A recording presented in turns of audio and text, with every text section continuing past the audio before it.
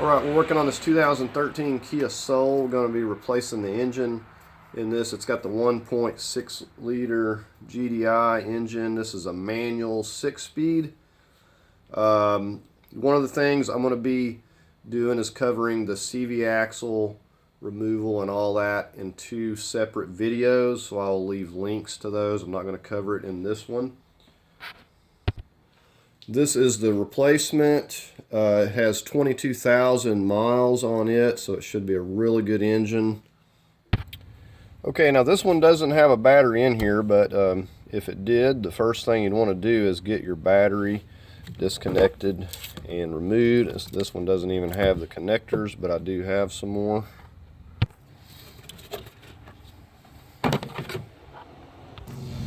We're going to get on removing this air box and stuff next. Got these little push pins. They're supposed to screw out, but sometimes they don't. You can get under them. Just pull it out of there.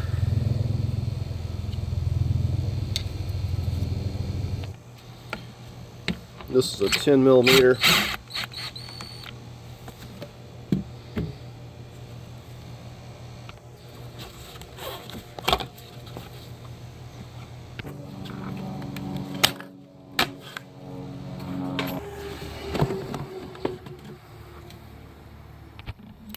Another 10 millimeter down here.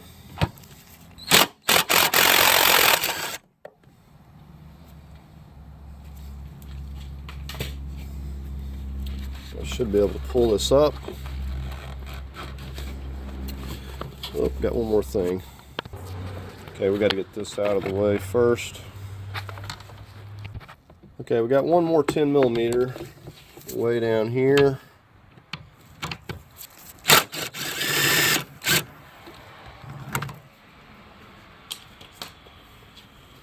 Okay, let's try it.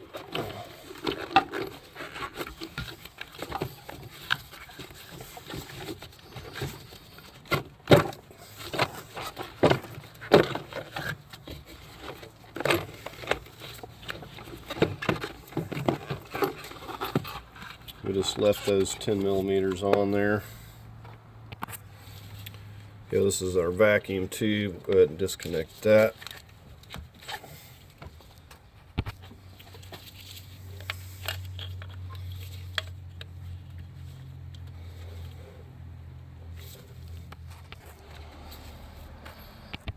Another 10 millimeter down here.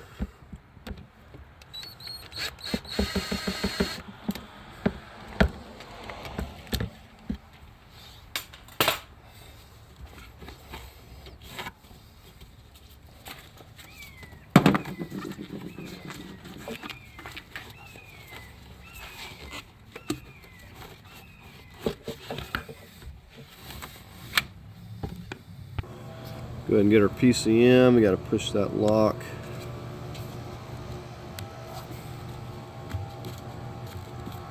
And we got to get this one over here first, actually, because it'll only come off in this order.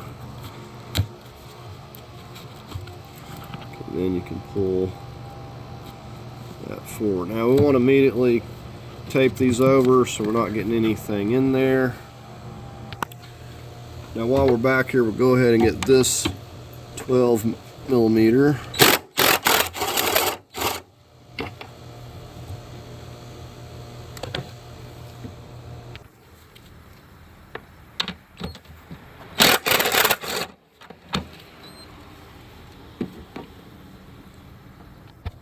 Now not all these ears are the same with relation to brackets and stuff, and you may have a few more 10 millimeters or whatever. But get in the habit. I always say this, put your bolts and stuff back where they go so you don't have to figure it out later on. Okay, these are 12s holding this tray.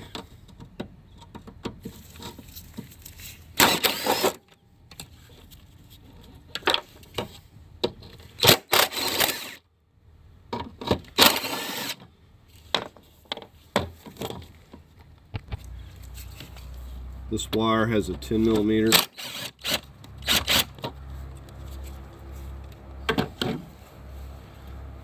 should be able.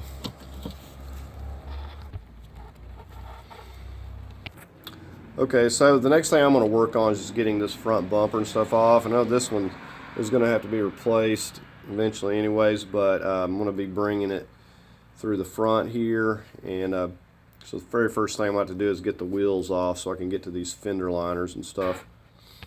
Okay, and like I said, I'm going to be covering all the CV axle knuckle components in another video, but you do want to make sure you get your wheels chalked before you begin to do this.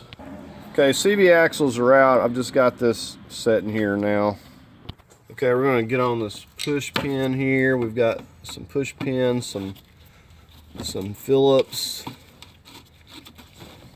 and this will be the same on both sides. Okay, we'll unscrew this. Some plastic nut. Okay, we've got another plastic nut back here. So a 10 millimeter and a couple of 3 Phillips here. Okay, so on top of the Phillips screw, you got to pop the little plastic part out because it's holding this as well. Alright, so we got the clips out. Okay, we're going to get on this bolt right here. Okay, so this is an 8 millimeter.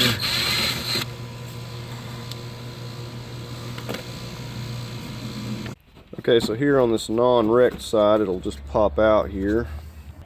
Up here we got a 10 millimeter. There may be some other stuff on the bottom, but all that's been broken. And there'll probably be a few snaps, these little snaps like this. Alright, so I'm just getting ready to take this off here.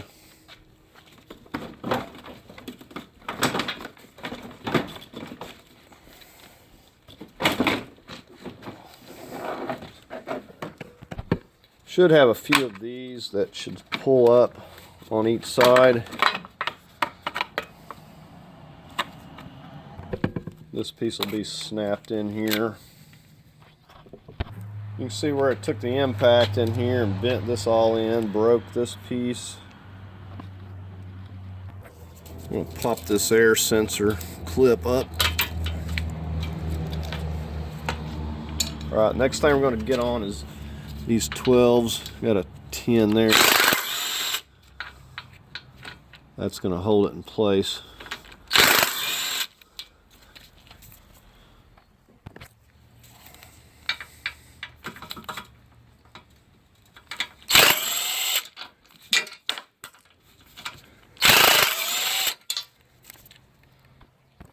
Okay, we got 2 more down here on each side.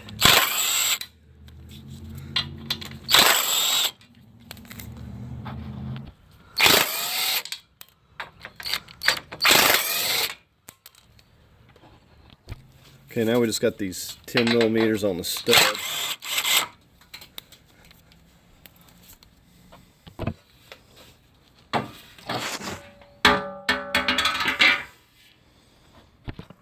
Got a 10 millimeter for the horn.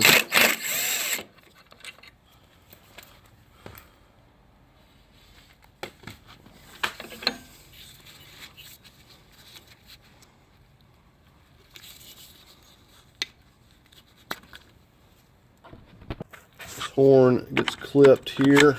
I'm going to go ahead and pop that out. I'm going to go ahead and pop this hose loose here and see if we got any coolant left in this thing.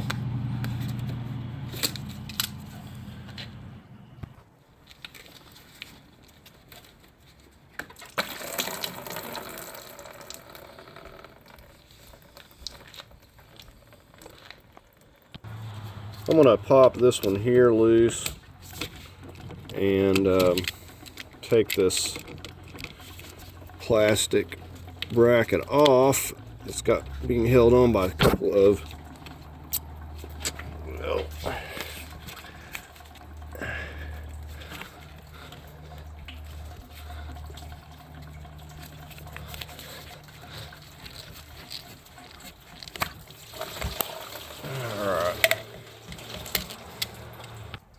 Okay, there are 2 10 millimeters here. And I'm taking this loose because it's too easy to break, and the one on the replacement engine is already broke.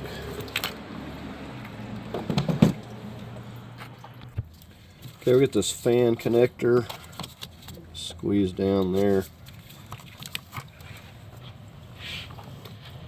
Okay, so this is what I believe led to seizing the engine up.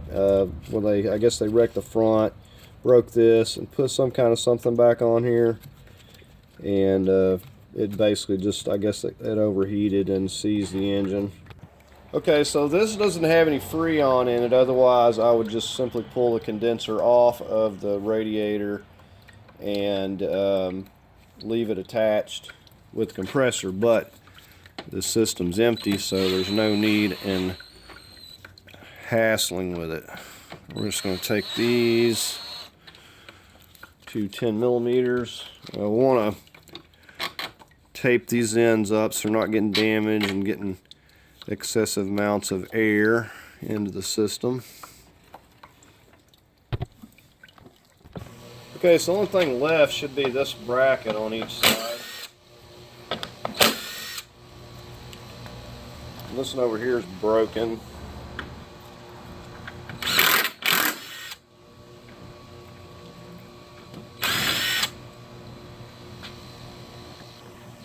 So I'm just going to lift this up and off there.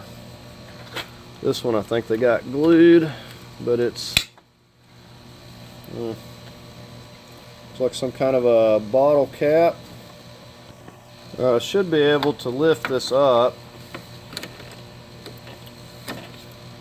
and out of here. I'm going to tilt it this way because I've got more coolant.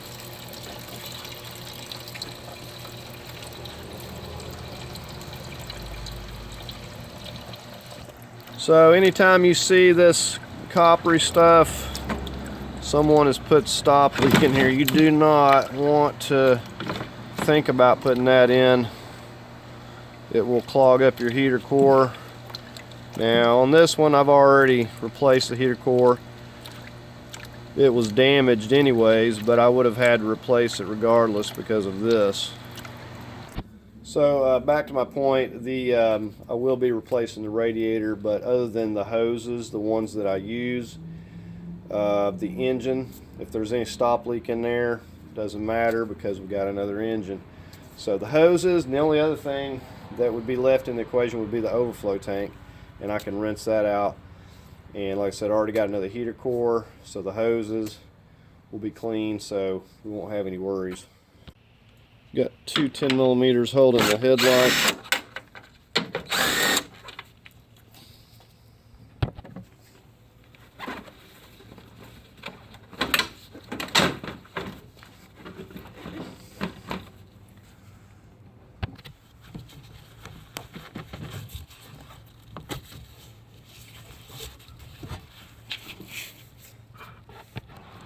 Okay, this connector pushes down, you push,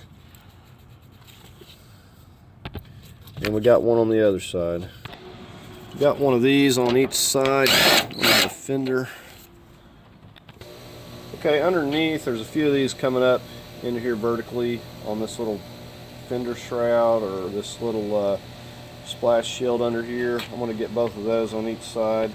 Okay, I've got the ones that were coming through over here into the radiator support, and now what we have is a couple more here. So we're just going to finish removing this while it's handy.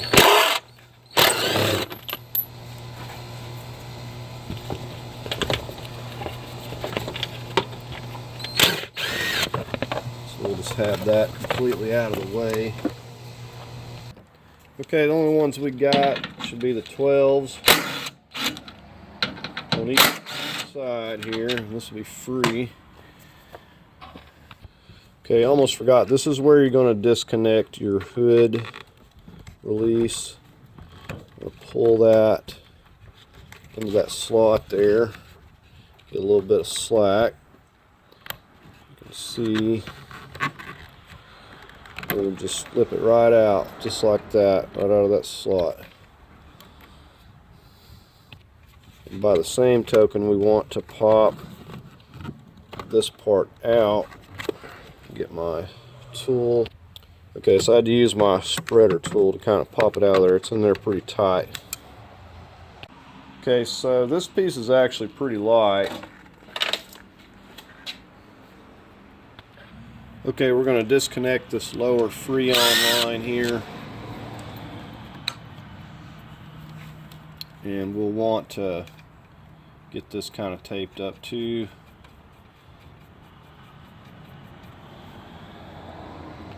Okay, there's also a 10mm right there. We need to free up to kind of get this line out of the way. This has one clip going into the windshield washer. Just give that a pull up out of there. This Freon line has one more clamp, 10mm, back up here. I'm going to get that and get this one, I think, at the same time. That should give me the room to pull it over here out of the way.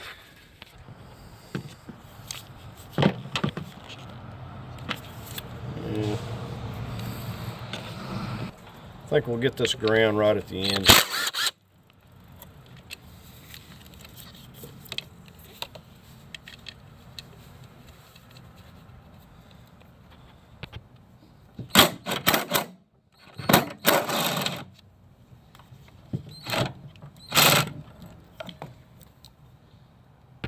Okay, still not getting the slack I really wanted, but I think it's going to be okay. Enough out of the way. Okay, I went ahead and took that piece of hose off there. No needing it being there. Okay, this is my clutch. Part of my clutch here. I'm going to take this loose, and I'm going to have to figure out how to get it back on there later, but I don't want to disturb this as far as messing with the fluid, so I'm going to take it loose here and see how I can go about getting it out of the way. Okay, I'm back here with a 19mm getting on these exhaust bolts onto the manifold. You're going to need probably an impact, a breaker bar. These are very tight. I had to break them loose with the breaker bar. And they're still not coming very easily here. And I've also doused them down with WD-40 well ahead of time. Okay, so there's the 19 off of this side.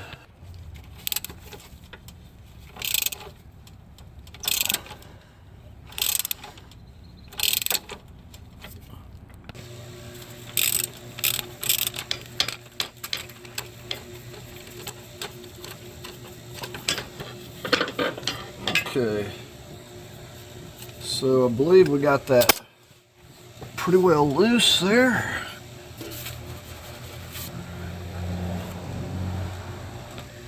Now this O2 sensor here will have to be disconnected. That's coming back to this flex pipe because it's going to stay here, so we need to go up and disconnect that.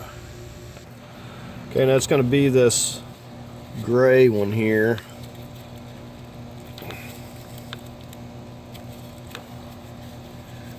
Okay, so we got that disconnected. It's also kind of clipped here. We want to unclip it. Just pop that clip loose. When you get on the back side of them, you can push them without breaking them usually.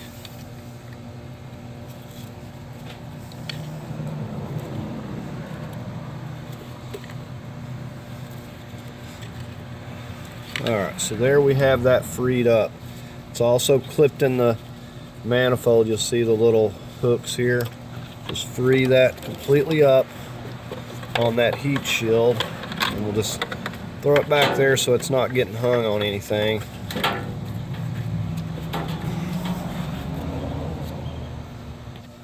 Next thing we'll get on this fuel line, you'll pop this part of the clip. This is the safety lock. You're going to pop that up where you can unsnap that, and that just pushes off. You see how that just locks. So then you got this gray piece. You're going to kind of push this back. I'm going to use my trim tool, just push that back. Now get some safety glasses because this will be under pressure. So there we have that. Okay, this fuel return, you got a little clip. Just pull that back off of that purge valve and this will be freed up. Okay, now you can see we have these free. Next thing we get this box, got a couple of wires here, 10 millimeters.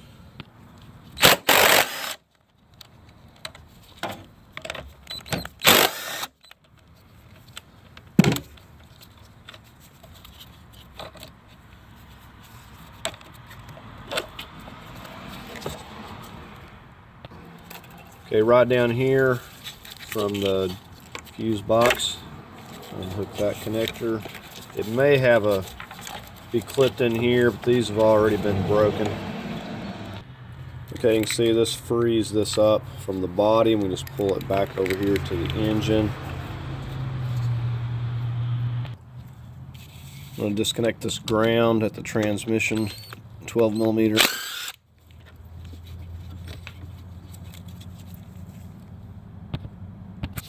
Okay, this is my clutch line. I'm going to free up this clip right here. Just going to push this up.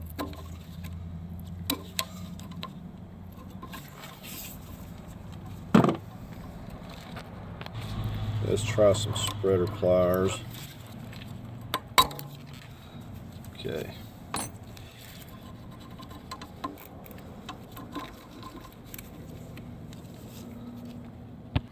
Okay, that'll allow me the slack I need to get this 12 millimeter.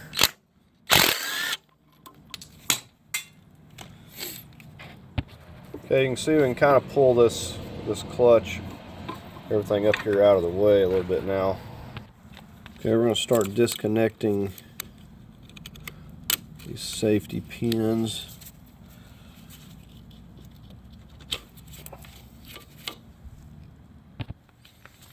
Okay, we've got another one down here.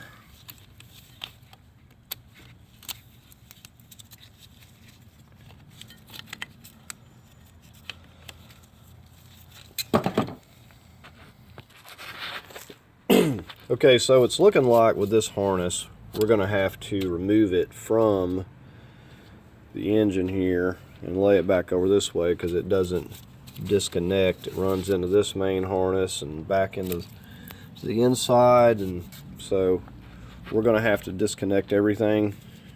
And you know, you could go through and label, but we're going to basically disconnect everything here and get it moved back over. Okay, so I just went through here labeling all of these, and we're just going to be disconnecting them.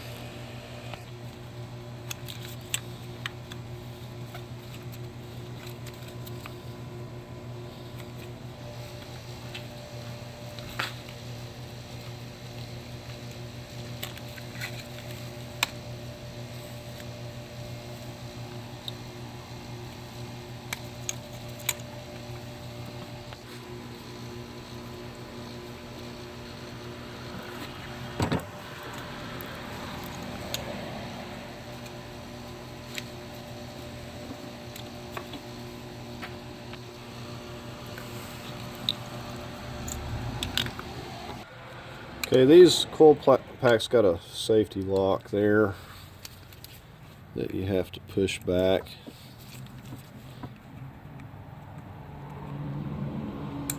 Just like that. Very easy to break that safety lock.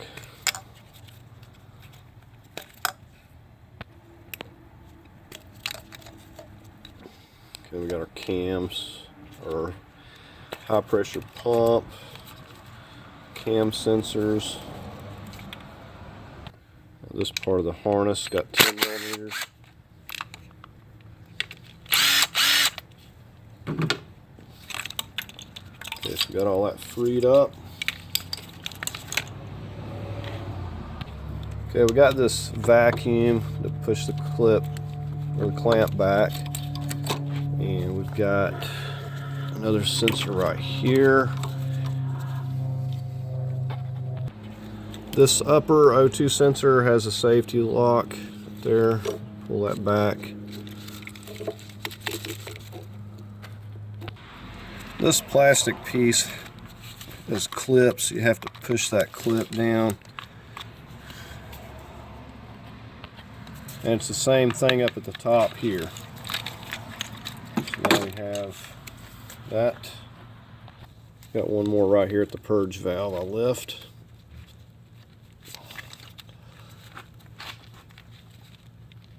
It's stuck.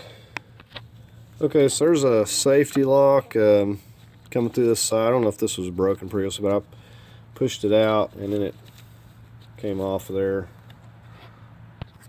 Got a coolant temperature sensor wire. Okay, we got a couple connections here on the transmission.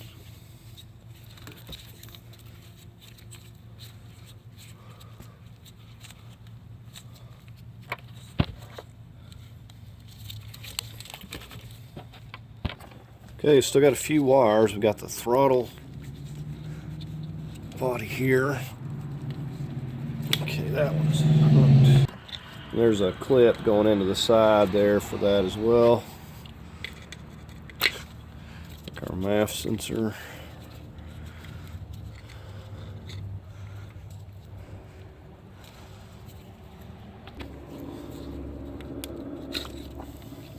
Okay, I believe that's the last one. Okay, so I hope that that's it. We've pretty much disconnected everything. We just got it all pulled up here out of the way. Okay, now these shifters will pop up. We have to push in on these tabs here.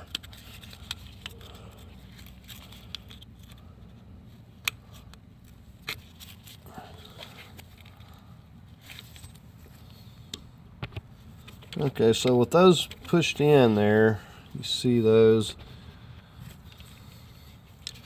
You just have to push in on each side. It should pull right up. Okay, so there we have both of those free. Okay, only other thing I'm working on is these heater hoses. You're going to have to dig these off here. They're going to be stuck. I've had these off recently. Be sure to mark which one's the top and the bottoms. Okay, this is where I'm hooking to this lift point. Just tried to kind of center it up here a little bit.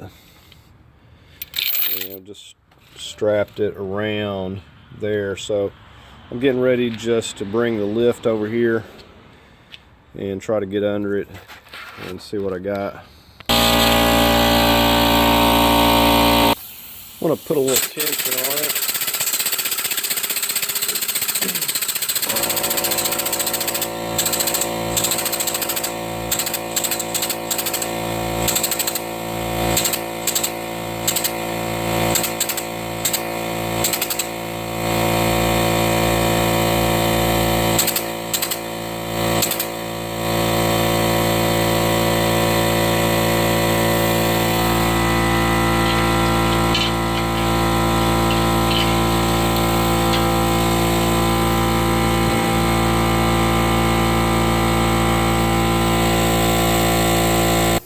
Okay, I had to readjust my strap. I want to start with these 17s right here, not the ones on the transmission itself, just the ones going from this mount.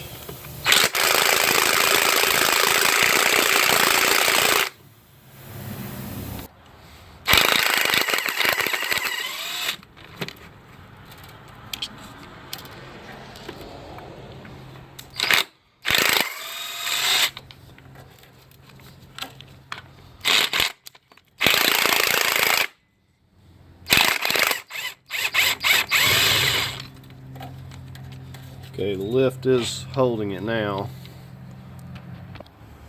Okay, now we're over here on the passenger side. We're going to get this one.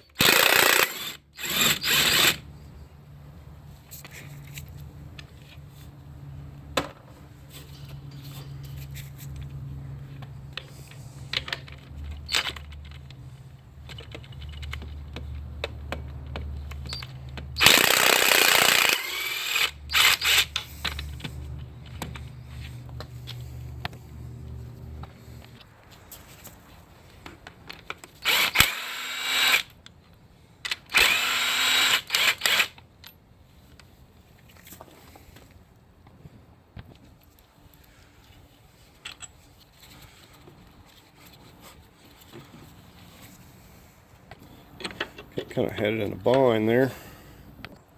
Okay, we're going to slowly start bringing it back. I'm going to double check. Okay, I realized when I couldn't move it here, I totally forgot that center mount. I meant to get it and absolutely forgot it.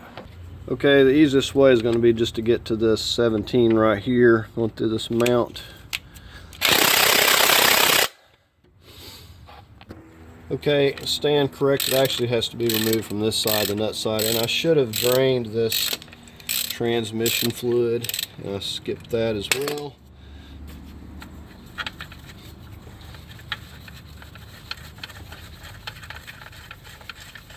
Okay, so this is going to come out of here without any issue.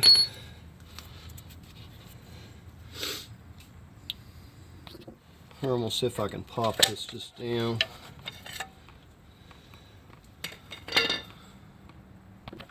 Okay, I just want to show you, this is over on the driver's side, and there's that plug.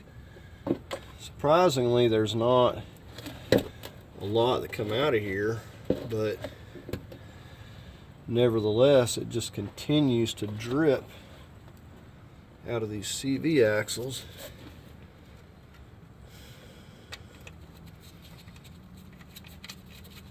So maybe that'll stop it from leaking out everywhere.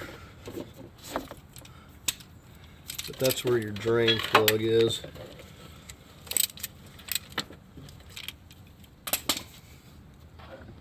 Okay, let's see if we can have some better luck.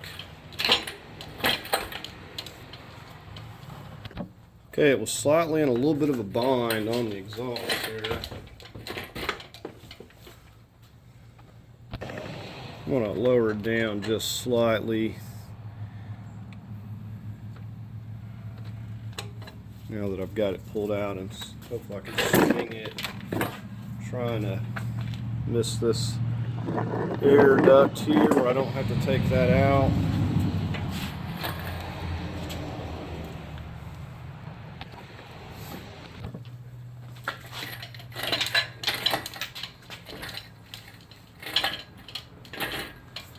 Probably would have been easier just to have that air duct piece out of the way, but I've got it past it.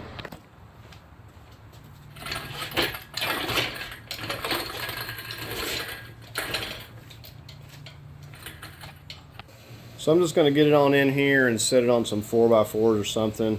Mainly get it to where I can get to the transmission. Here's a view of the engine bay.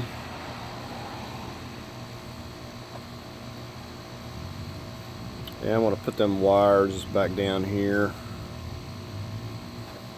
Okay, before I can set this down on blocks, I'm going to have to get the bottommost bolts going into the transmission.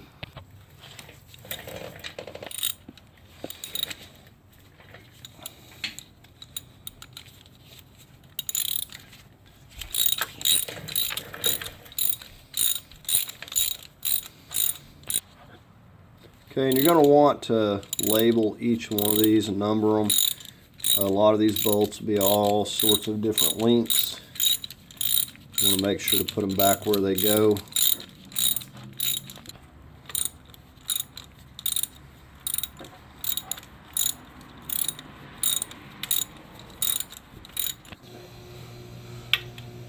And I guess while we're at it, we need to get this exhaust out of the way here.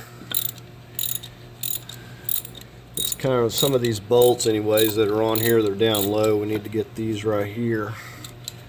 And those 14s as well.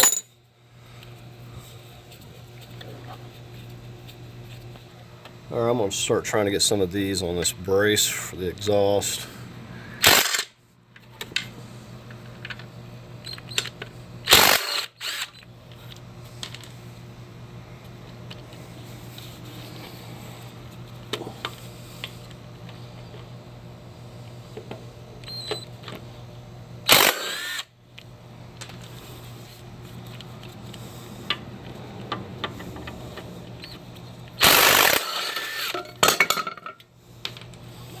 Alright, so got that out of the way. Go ahead and get this heat shield. These are 10s.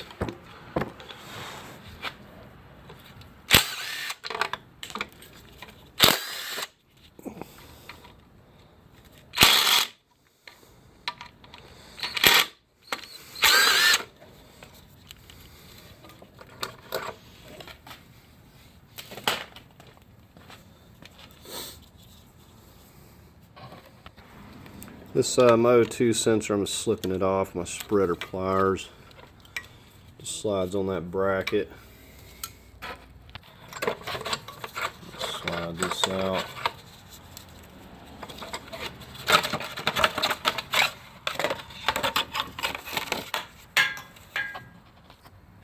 Okay, I can probably go ahead and set it down here now. Okay, I think we're going to start working on getting the rest of these bolts out of the transmission here. This brace has 3 12mm. That's what holds our shifter cables.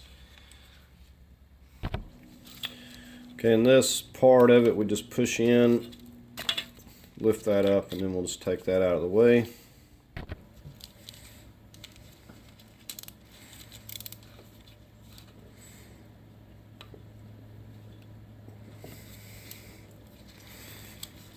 Okay, I may have to get my bigger, oh, there we go.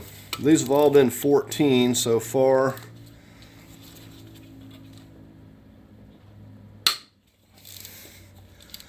I'm going to leave this one right here. I'm just going to leave one bolt till I get a chain on it to pick it up and move it.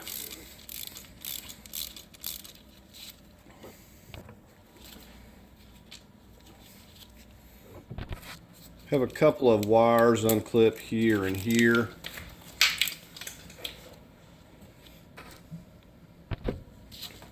Right now we're going to get these over here on this side.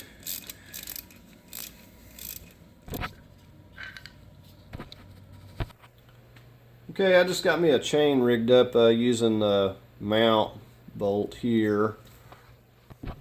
And I just ran another bolt that goes into these holes that aren't usually threaded holes. Just run a bolt through there, just something to kind of lift it up with here. Alright, so I got a little bit of tension on it. Now this is a little bit different from the automatic, whereas you would have to take out the torque converter nuts from underneath.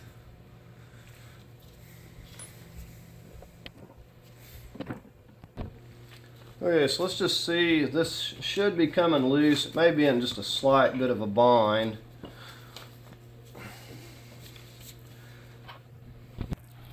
Okay, so this is the type of stuff that you can totally miss. Right here, there's a 10mm. I did not see that, so I'm going to zip that out. That's the only thing holding this.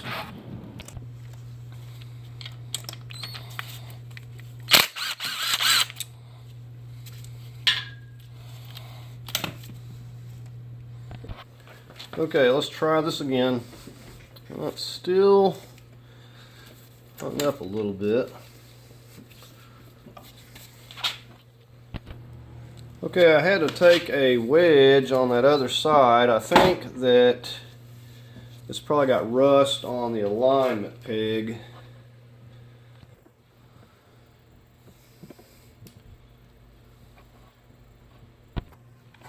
Here's a look at the clutch. Doesn't look just horribly bad, but it's probably been on there a long time, so not something you'd want to take a risk of leaving. Okay, we're going to start getting this off here. Now, when you get a used engine, you can just plan on having to swap a lot of stuff over, and like I always say, you know, you could spend a day, because it's unlikely that there'll be anything good left. It gets damaged in the shipping, and just you're just going to have to do a lot of swapping. Anyways, we're going to get these 12mm out here so we can get our flywheel off.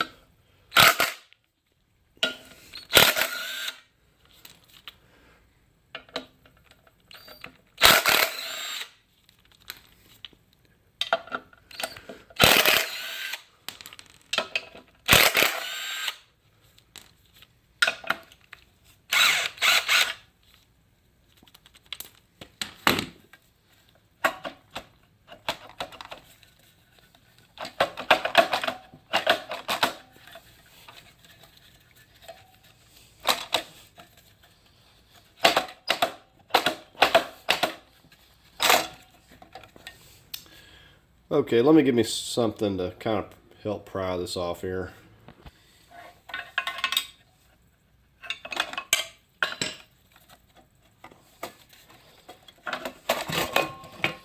Wanting to stick on those pins. You see condition of this. Alright, what we're going to use is a 12-sided 14 millimeter here. Because this engine's locked up, I don't have to worry about holding the crank. I've got them kind of broke loose a little bit.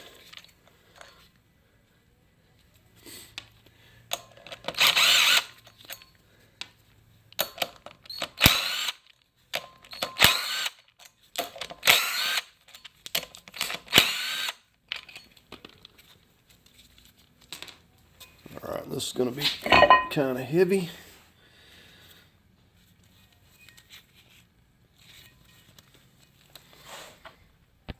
Alright, wipe this thing up a little bit. We're going to blow this out with some air.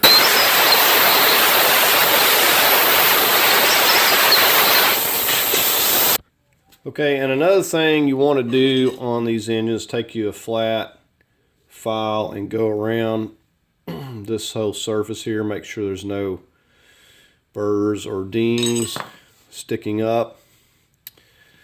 And so we're going to go ahead.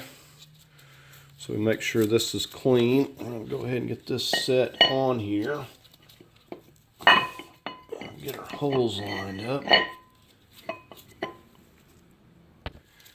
So if you don't have the manual, you'll just, have the flex plate to swap over. But we're going to put some medium Loctite on each of these.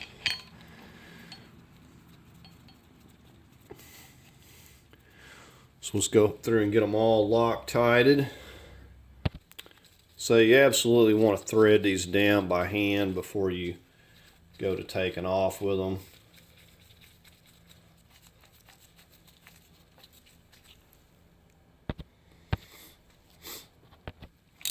Okay, I've just got them run down here. Okay, so I've got a 22 millimeter and a breaker bar just holding the crank still here.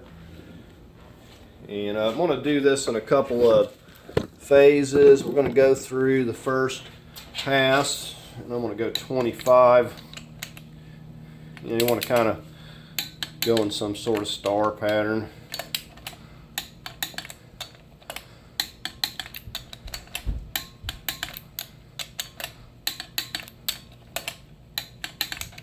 So we're just going to make sure we got them all to 25.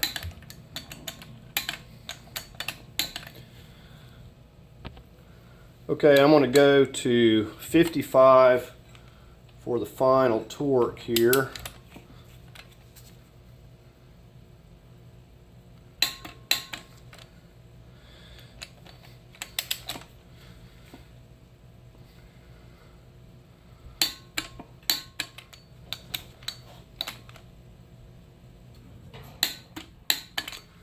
So we'll just go around and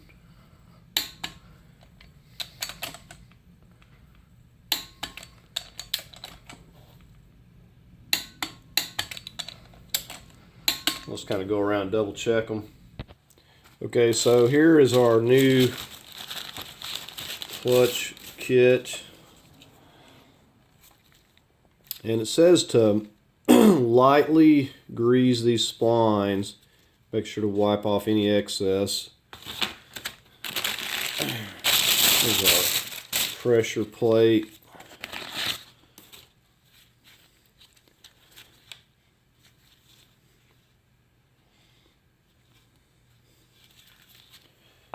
And we've got our bearing that goes in our transmission. We'll deal with that in just a minute.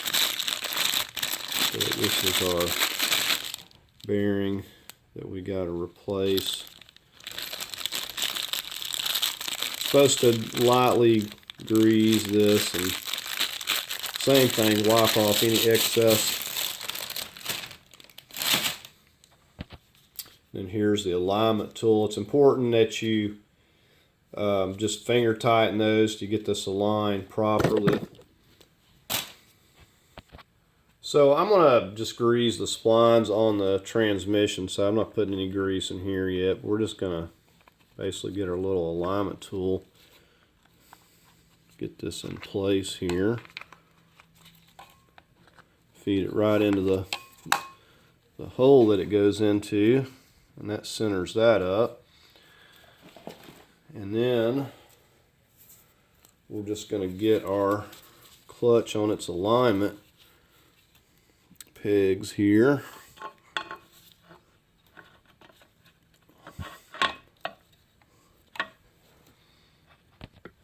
So you only have 3 alignment pegs, one here, here, and here. I'm going to show you the back side of this. So they said that sometimes you have to remove these alignment pegs if it doesn't want to go into place. I put a little light dab of grease on them. Okay, so I gave it a tap and it went on there. Now you also have to put it back where it was. So in other words, you can see the little clean marks where it was bolted before. So we had to make sure that we have our bolt holes all in alignment when we put it on there.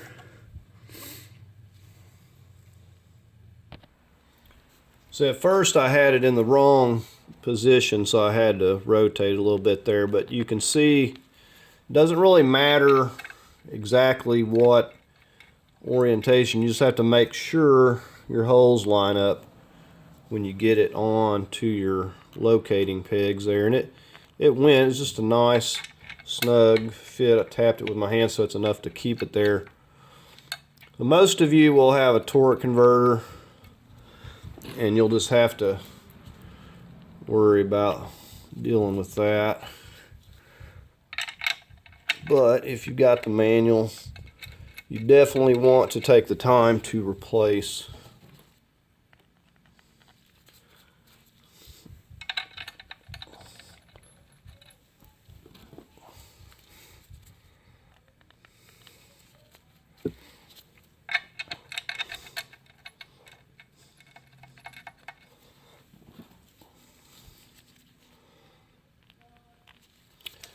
Alright, so there, got 6 of them. Alright, so I'm just going to snug those down a little bit. Make sure we got this centered.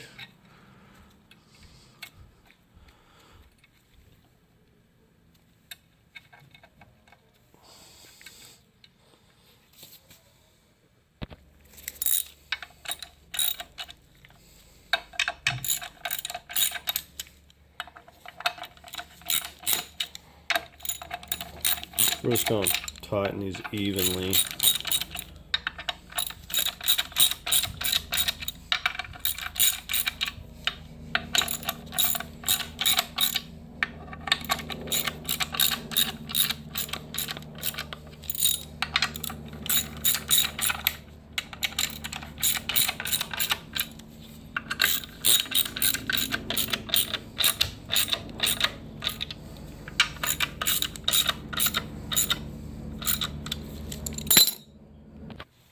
So when you get it tightened down, you should be able to easily slide this in and out. It should stay centered up. If not, you'll have to unloosen it and redo it. So once it's clamped down, it's tight. Okay, so I'm still holding the crank. I'm going to go through and torque these to 20 foot-pounds.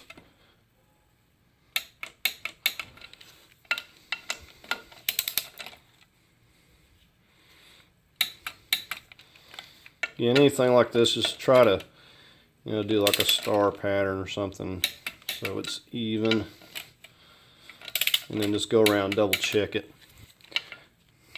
So we're all finished up with this part. We'll get on the transmission part. Alright, so here's our new throwout bearing, and you want to clean this area up best you can. Alright, so I just pried that out of there. So I'm just going to get some light. I'm going to clean this up, get some light grease here and here, just really light, and on these surfaces.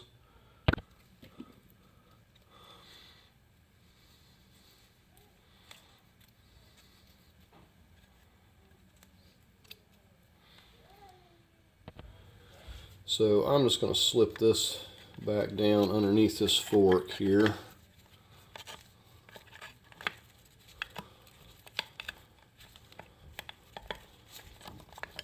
Pull it up a little bit more.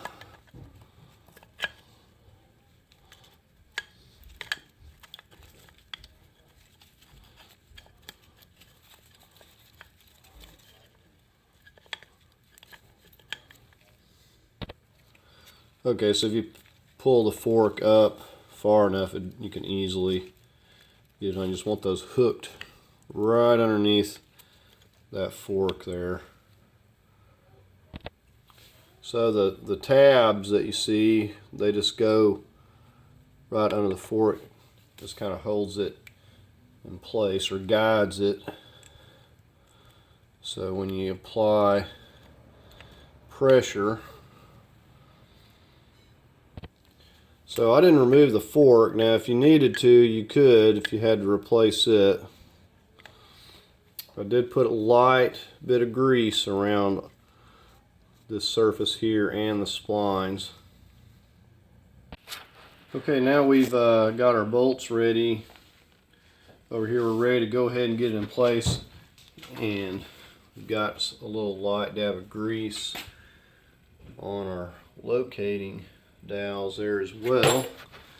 So if everything's lined up, we should be able to lift it up here. We'll guide it into place and get it on our locating pegs, and so we got to get it here and there. So we're just, going to try to get it close, and then we can usually guide it, lift it a little bit on the back end or whatever we need to do to kind of guide it into place. Okay, I did have to readjust my chain where I've had this kind of straight and level with the bolt holes up there. I was a little bit tilted too far that way. Alright, so I'm guiding it in here to the locating pegs, and I'm just going to lower the back as I need to on my lift here, and I should go right into place.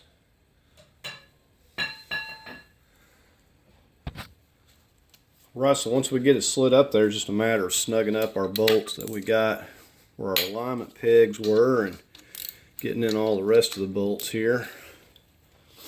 And we're going to put Loctite on these. Alright, so now we're just working on getting the rest of these bolts in. Said all these are numbered because they're like different lengths and stuff, so we didn't want to get them mixed up. So we got them all numbered where they go.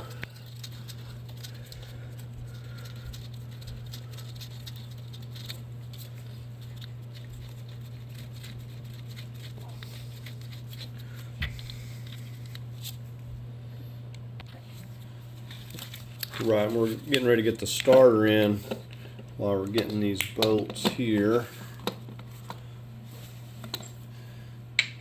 We got a couple long bolts. Get our medium Loctite on here.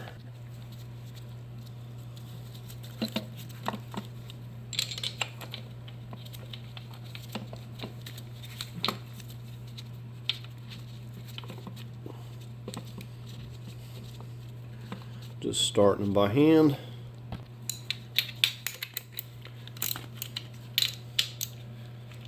We'll come back and torque these in a moment.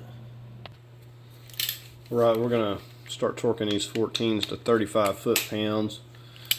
And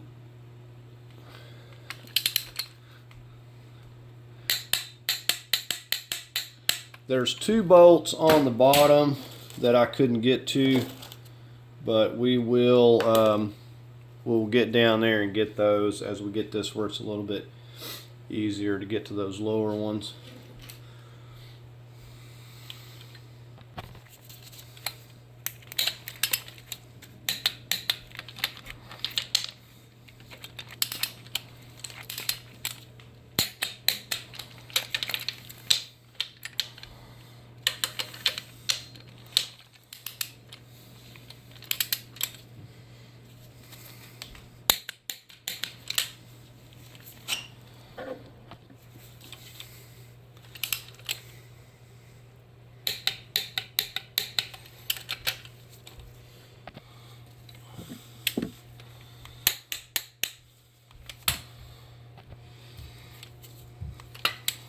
Like I said, there's just 2 more on the very bottom, but we've got all these uppers torqued, so we'll get those when we can get to them easier.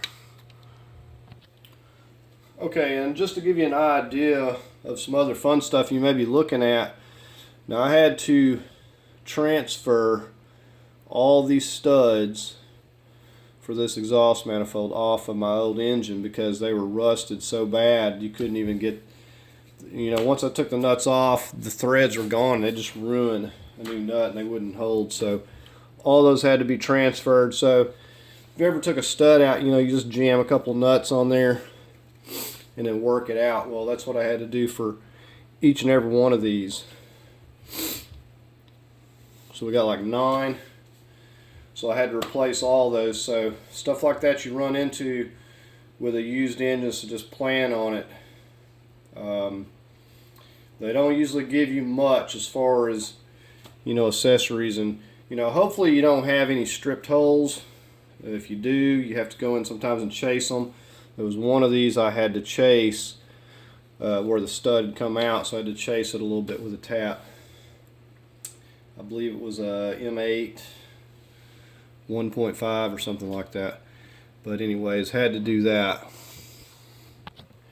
Oh, and I forgot to talk about the first engine that I had. I was talking about it had 22,000 miles. Well, that engine, sent that back because the block was cracked. It was cracked and apart on the bottom. The pallet, you couldn't see it until you lifted it up, and once I lifted it up, I seen it. So that engine had to go back. This is another engine, supposedly 62,000 miles, but you know, it come from up in Canada. So it has a lot of salt, rust on it, but you know, the looks don't make it run. Another thing, the intake, let me just show you. Okay, this is the intake that came with it, and I'm working on swapping this. You can see right here, I could see that it was hit, and when I took it off, turned it up, actually had some oil running out this hole here. So you know, you got to look these intakes over. Usually the intake's damaged. You're going to have to use the one on your existing.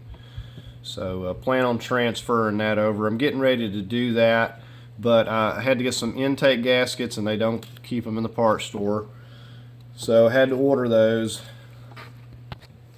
Okay, so we'll talk about this pump a minute. This I've already got this snug down.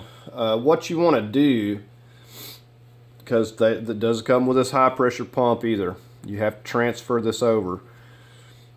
What you want to do is you want to get this hose on there, or this tube. You want to hand tighten them.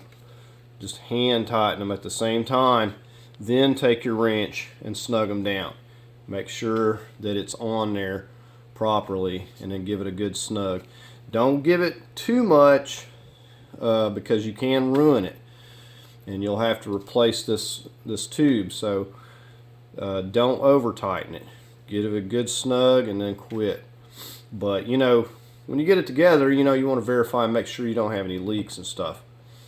Okay, another thing about the pump here, very easy to remove. You need this tube out of the way, or at least loosened up. You can't just lift it up. But a couple of 10 millimeters and it pops up off here. Now, however, make sure, see that down in there, that's the cam follower. Make sure that that is in there. So make sure you got that in there.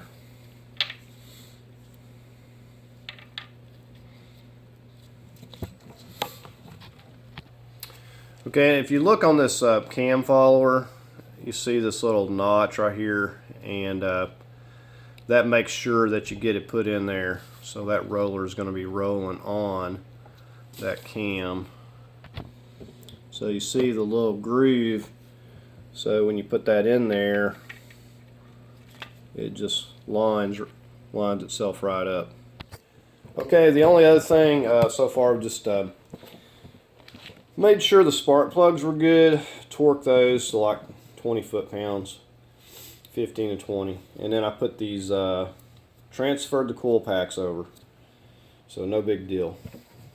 And like I said, we're just waiting on the intake gasket, and this is the one off the old engine. Of course, it didn't come with the throttle housing or anything either, so I'm having to use the old throttle housing and stuff. Alright, so you see we still got our belt and alternator and AC compressor on the old engine, so we're going to work on transferring that over here now. Okay, another example of annoying things that happen is like these alignment pegs for the AC compressor, like they pull off of one or the other, and that's what happened with the replacement engine. They pulled off, so I had to take one of them and remove it with some vice grips and then sand the nicks back down to be able to get, it's got two alignment pegs on this one, this bolt, so I had to deal with that. I had one on the transmission too. It wasn't so bad to remove. I guess what I would say is try to get an engine that's in really good shape, so it's going to be less work you have to do. So I'm just getting these 4 AC compressor bolts in, and then we're going to put that alternator up there. Now I would only torque those to about 15 foot-pounds or so if you wanted to torque them. We're setting the alternator on. This piece here I push back with a C-clamp and a socket. Just makes it where it slips on. When you bolt it up is when it will pull that thing tight again.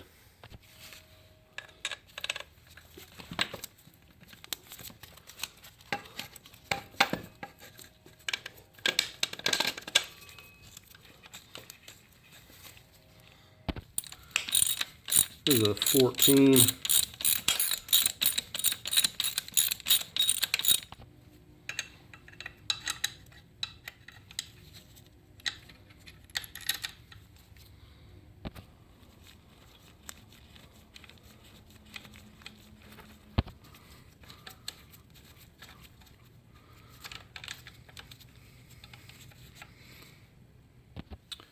Okay, we just slipped our belt back on. Surprisingly, the belt is still in good shape. Had the tensioner bolt all the way back, so it was easy to slip on, and now we're just going to tighten it up till I've got it about in the same spot as it was, or till I can tell that it's pretty snug.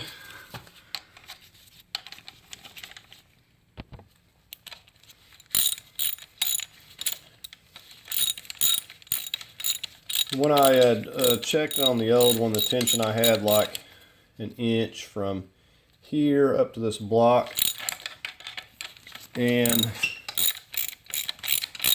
I was getting about, I could probably bend the belt at about a 45 degree, but no more.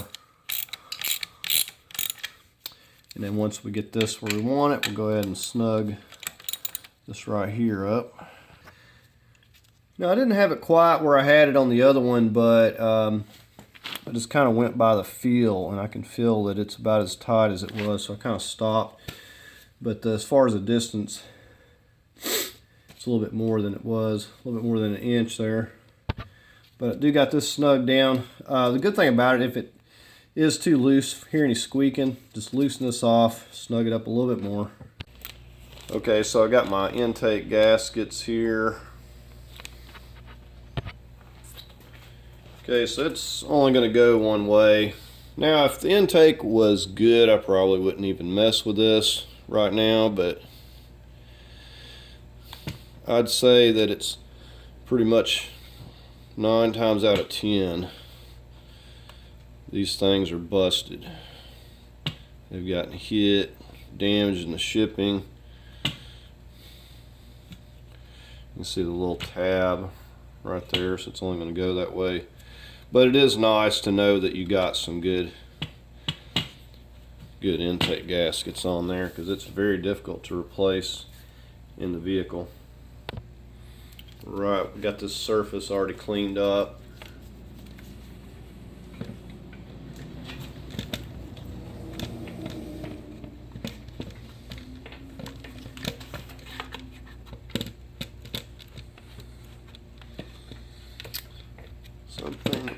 seems to be in my way here. Okay, there we go.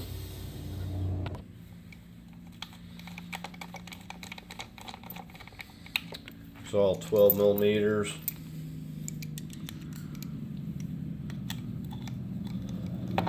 Luckily, none of these studs were rusted and damaged.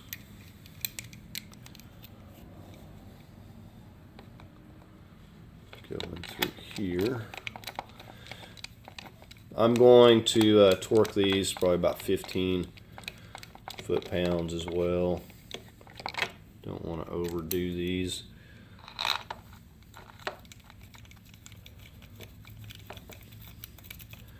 Alright, so we're going to get them torqued. Okay, so we'll start right here in the middle.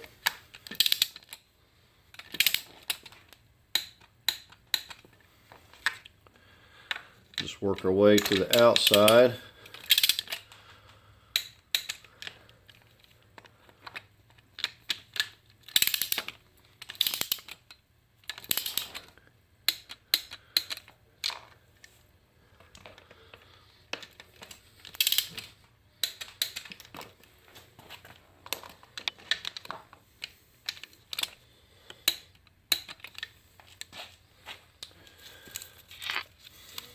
And this wire is going to attach right back up here.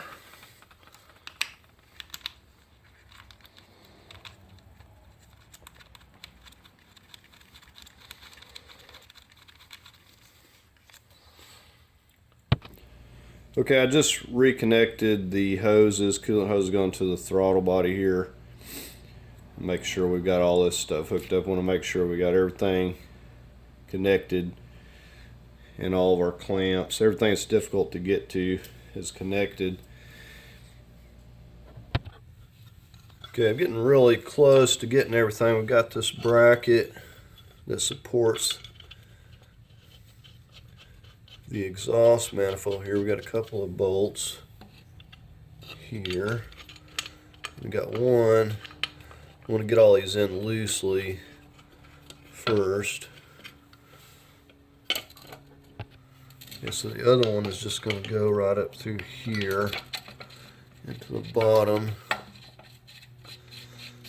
So we want to get these all just finger tight. And then we're just going to torque these to 35 foot-pounds, starting with the ones on the block there.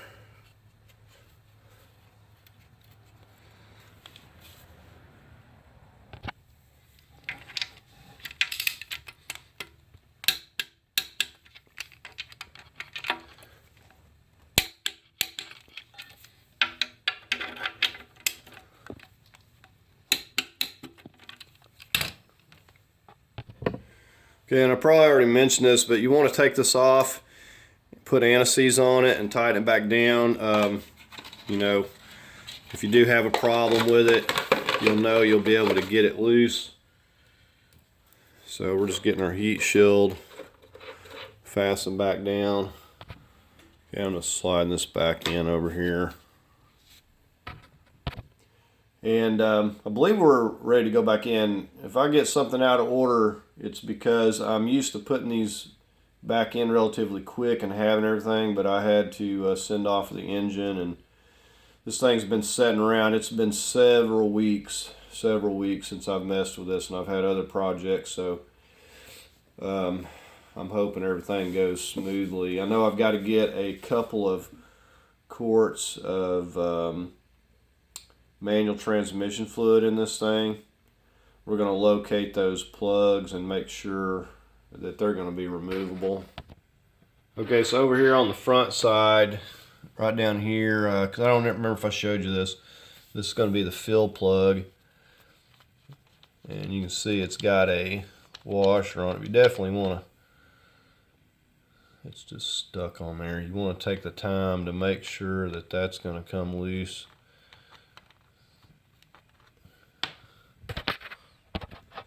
Now I believe I'd already showed you where the drain plug was, as we had to drain it out.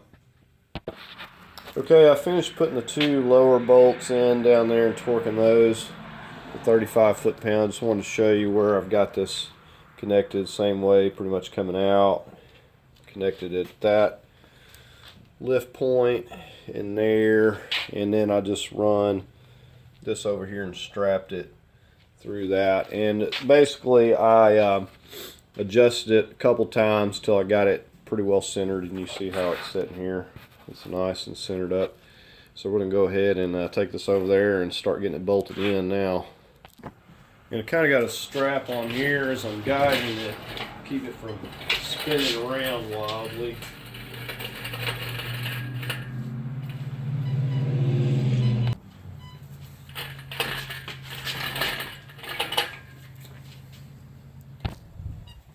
Okay, so the lift does have a mind of its own.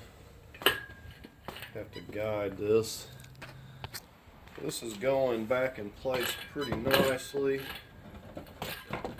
That right there is in my way a little bit. So the windshield washer tank was in the way coming out. I forgot about it, but I'm going to start lifting it up here now where I lowered it just a little bit. It's not going to be perfect from front to back, but it's good enough that we can get it into place here. So I'm making sure my cables are in place so they're not going to get caught there. And I'm just going to go ahead and start lifting it up slowly. And I'm kind of watching that exhaust flange. I can tell I'm tilted too far to the front. So we're going to see how this is going to go. This may be problems for me. I don't exactly have everything where I need it, and I may very well have to get a jack over here to kind of facilitate rotating it. I really didn't think I was that far off, but I'm pretty far off as far as the tilt here. So I'm just going to lift it up and see what's going to happen. Okay, so I had to set it back down here. I'm going to have to readjust this where it's going to twist it more that way. It was just way off. Okay, we got it leveled out better from front to back, but we managed to tilt it more this way, but it's whatever. We're gonna try to get it into place. We'll probably have to get over here with a jack and lift this in because now I'm not particularly level. And I'm kind of tired of messing with it, so we're just going to have to go with it. Another thing I overlooked, this bracket, is this one actually came from the engine came out of a Kia Rio, I believe. That bracket was different, so I had to swap the bracket off the front timing here, and I'm just going to kind of get this loosely into place and see about guiding it over here onto the mount on this side, and then I'll worry about that other end. Okay, so I'm consistent. Just like coming out, I had to use the jack because I had it back off center again. So we're making progress now. We're going to get it set down on the motor mount over here. Okay, so let's see. Lower that down on there. Alright, so at least we got one side. I'm going to put a little Loctite and get that bolt in there as well. So it's lining up pretty good, threading in good. I'm going to go ahead and torque these to 40 foot-pounds. The ones on the engine, I'm going to leave this one up here on the mount loose for now, so I get the other side in place.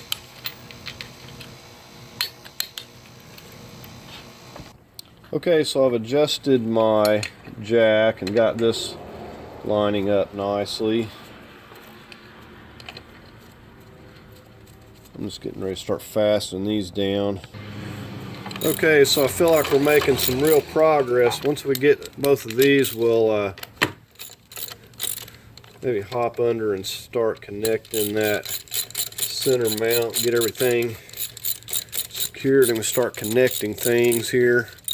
I'm going to torque these to 40 as well. All right, we can get the lift out of the way. So we got this bracket here I removed so it wasn't getting damaged that the mount goes into. So I'm just putting these 14 millimeters in with some Loctite. We're going to torque these to 35 foot-pounds.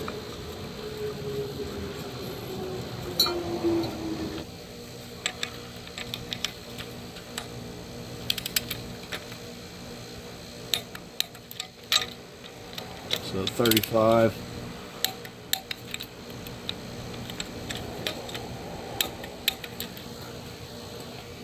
Okay, so this goes up this way. Get it marked.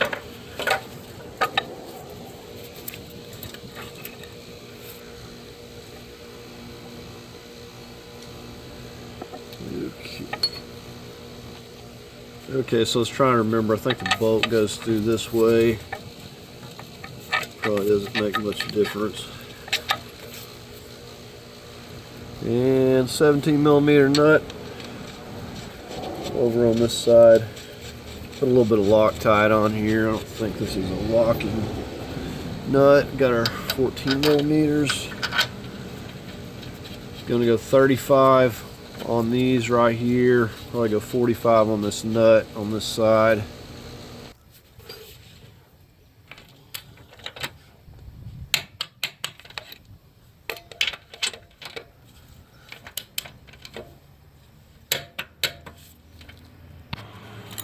Okay, we got to hold this side over here with a 7 millimeter wrench while we're tightening this up.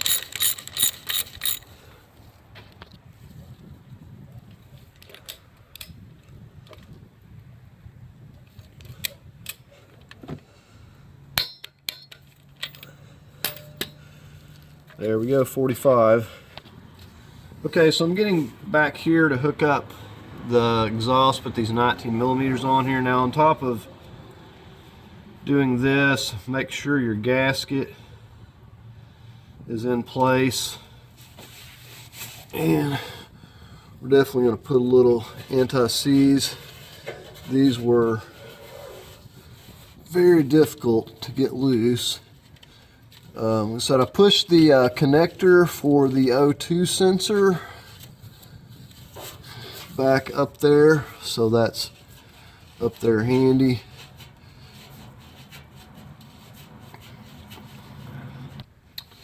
So the bad thing about anti-seize, if you use it, you are going to get it all over you.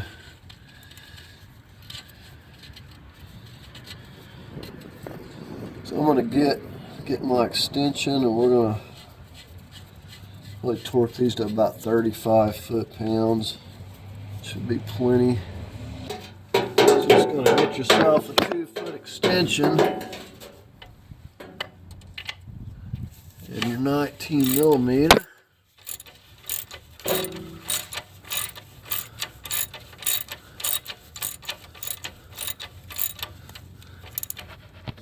Okay, so we got this set to 35 foot-pounds. We'll get the other side. Okay, so I think that's everything we need to tackle down here for now. So we're going to go back up top and get some things hooked up. Okay, we've got the heater hoses hooked up. Just fasten those down. No big deal. Already had them tightened over here. You could just put this smaller one goes over here on the bottom. It's on the right side, and then the bigger one over here. So I'm getting ready. At this point, we're going to put this bracket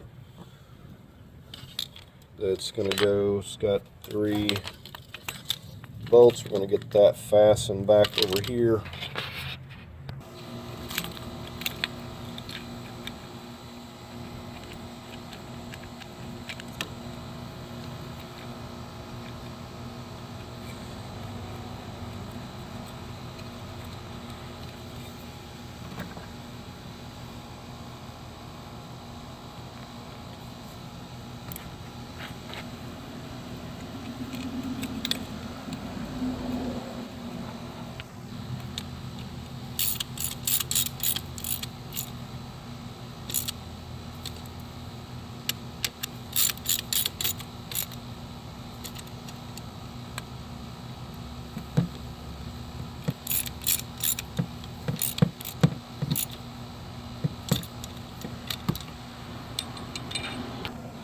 Okay, while we're here at this, we've got this connector that has this one clips back here. We're gonna go ahead and get that reconnected and keep this stuff out of the way. And then this one, go ahead and get that took care of before we got to start getting everything in our way. And then we're gonna get these reattached. Well, that battery acid really had been doing some damage on these. Okay, this is really sticking.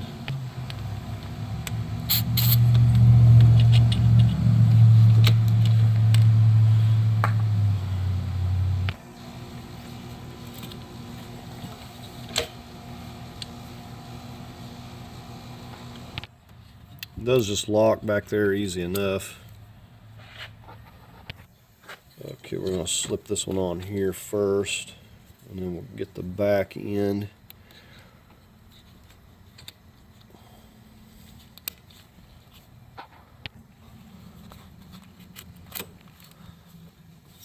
Okay, those are locked in. Get this vacuum tube while it's handy.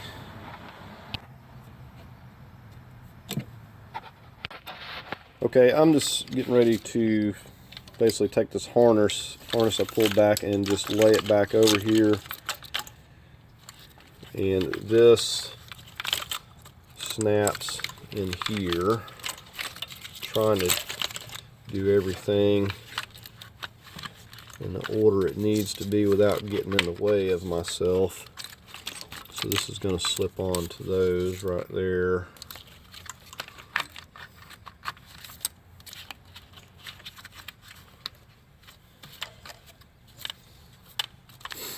And then this clips right here. Clip our fuel. We can just push that back on there. We'll start making these connections up here. And so a lot of this is pretty self-explanatory. It just pretty much goes right back in place. This now I just got the coil packs reconnected and just working on hooking up these other things here that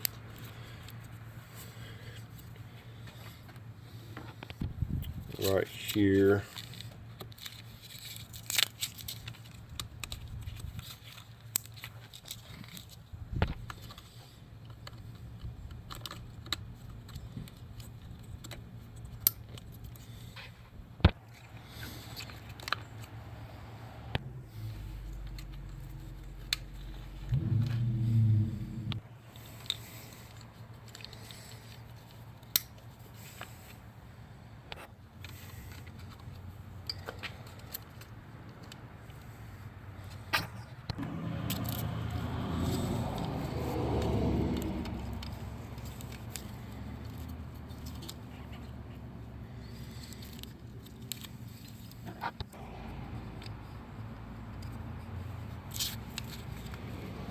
Okay, it's kind of tricky to, there it goes. Okay, that just has that run of wire. We still have some wires to connect from here to here, and then we have this run of wire we're going to wrap back over here. Right now we're going to focus on our slave cylinder here. Okay, and back here by the mount, it just has this little bracket. We got our 12 millimeter here.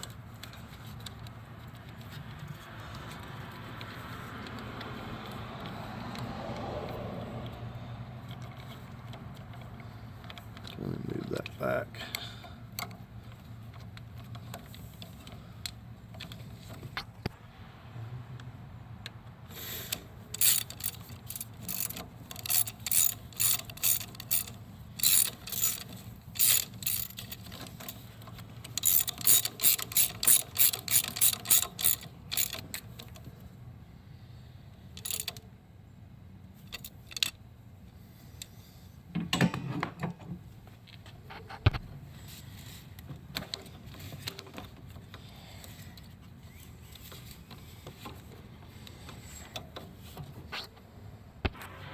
Okay, so I rotated that to where it slips back in there the way it's supposed to, and I got to find that clip.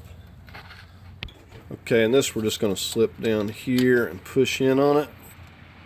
Okay, so I've got little medium Loctite on these. But you can push it, that piston will go in just enough. And we're just going to get these started good by hand.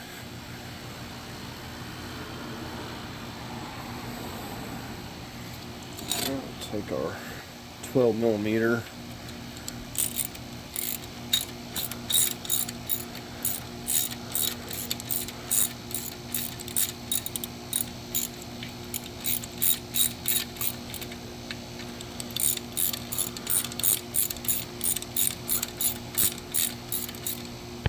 Okay, and we'll just torque these to about 15 to 20 foot-pounds. Alright, we're going to go ahead and torque them now.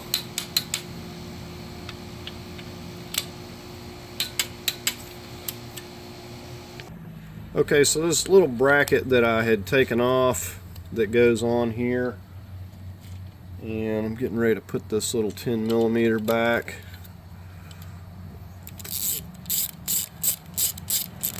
And put a little Loctite on that as well.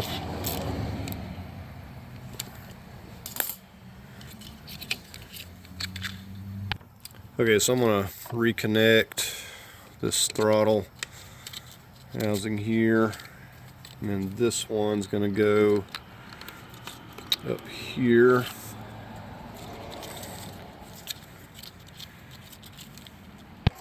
Okay, now this one here slides down on this and clips. I believe this is the one. Got to get it on there straight.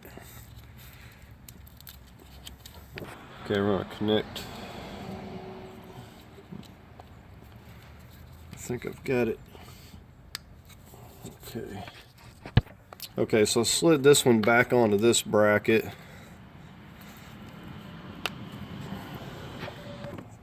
Okay, so we got everything clipped back in here. So this wire clips to the bracket, clips here. This is on this bracket, this is on the bracket, and then this big wire is supposed to clip onto this. And also is going to clip right here.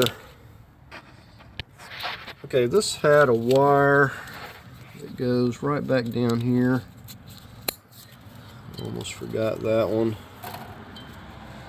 And thinking that had a zip tie right there before. So we're going to go ahead and get these reconnected. Maybe. Okay, so we're going to route this back under here. They were originally clipped there, and we're just going to attach these 10 millimeters back down into the box right here, and then the battery tray will go over this. Alright, we'll slip this on. Okay, and then we'll get the rear. I'm just going to snug these down, 10 millimeter.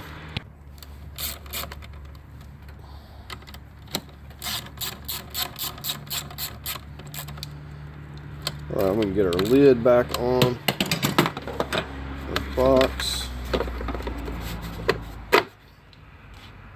Alright, we got a little connection right here to make. Okay, right here we got our ground. I'll go ahead and get that reconnected. It's 12 millimeter.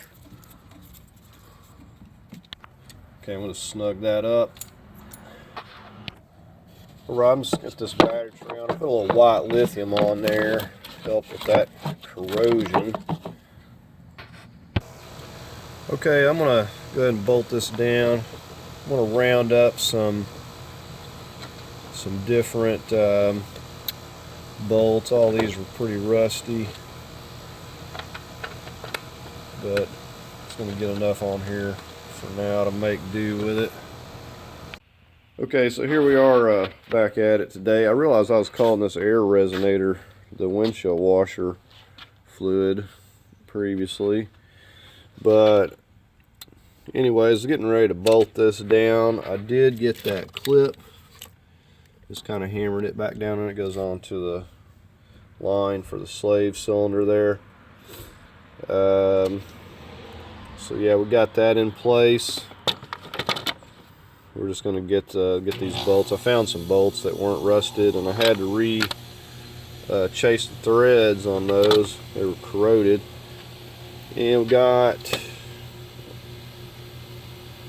some of these terminals on here because the originals were missing. Okay, I realized I was getting ahead of myself. I have to get this set back here before I put those rear bolts in. So now I'm going to go back behind and bolt the bracket with the computer.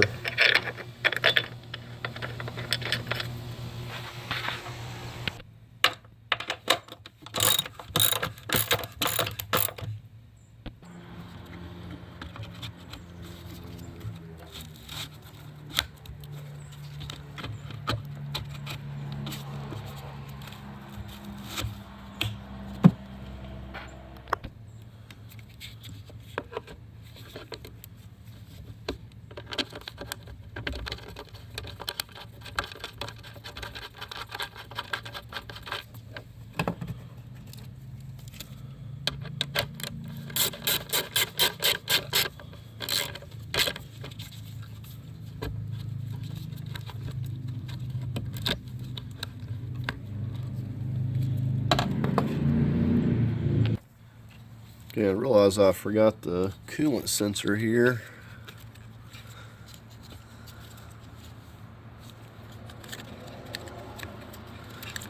Okay, I got some seal fell out, looks like.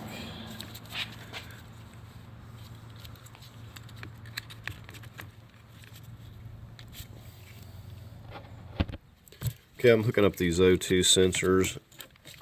It's got the gray going to gray, black going to black.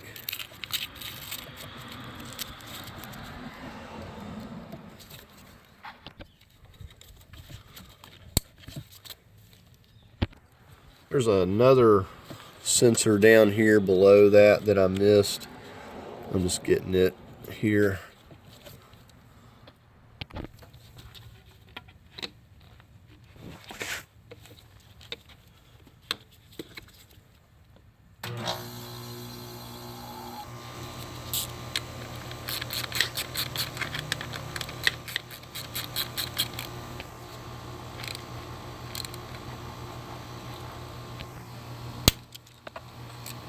Okay, we're going to get started on getting these CV axles in here. Did get new ones.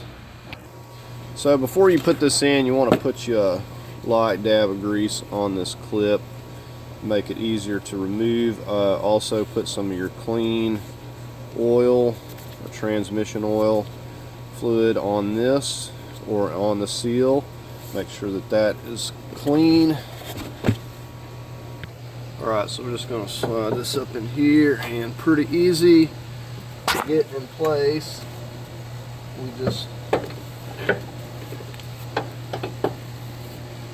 get it up here, give it a couple of pops, and it'll pop right in there and seat. Okay, we're just getting our passenger side. Going to be careful to keep from hitting the end there, and then we're going to crawl under the car. We'll see if we can set it here in a moment. Okay, so we're going to work under the car here a little bit.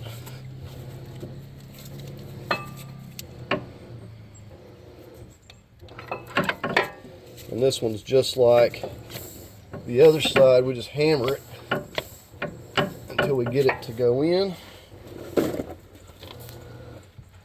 So you just take the end of this, and then you'll hear it when it seats. Right, and these come with a new axle nut. Now before I put these in, I spray these down with white lithium. the whole problem with the originals is where they were seized.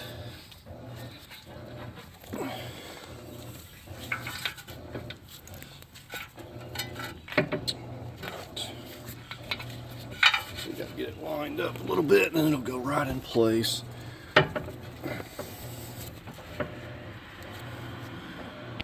Okay, and what I noticed is this old hub was really rusty. I had to spray a lot of lithium in there and I kind of had to tap this on. And what I've been doing is just spraying some grease and loosening it up. It probably had some old corrosion that I couldn't see, but now as you can see it's moving freely. So we don't want to start off, you know, with this thing being stuck, because when I first pressed it in there it was pretty tight, so that would be problems again down the road. Okay, so we just got this pushed up here. We're going to get our bolts back in.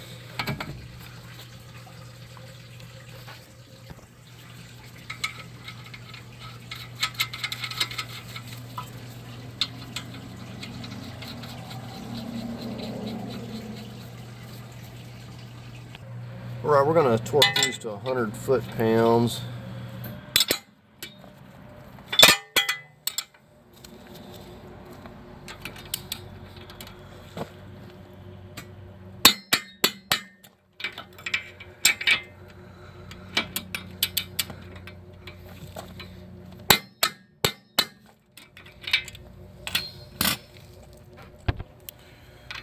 Let's get this on here. We'll tighten this once we get the vehicle lowered.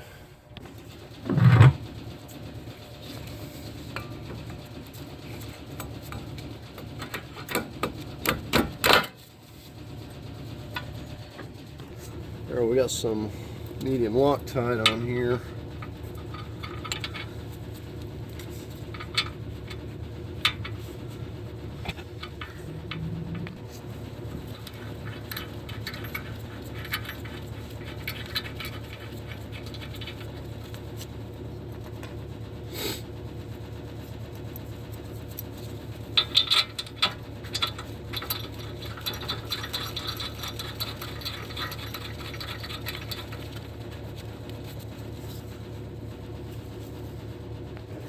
Right, we're going to torque these 17s to 65 foot-pounds.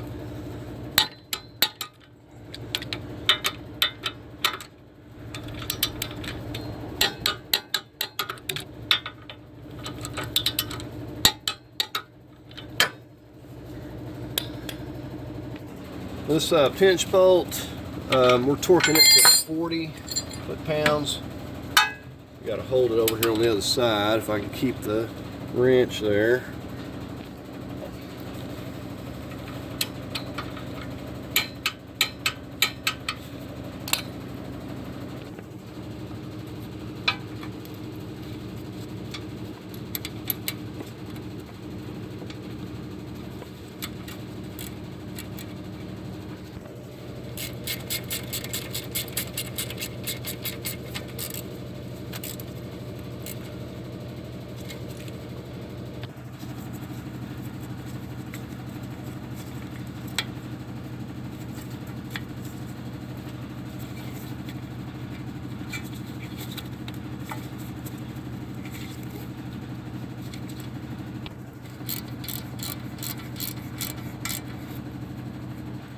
Okay, so we got it together besides torquing our axle nut, and we'll do that when we get the weight on to the vehicle and on the ground, but we're going to just do the same thing on the other side as far as putting the knuckle together.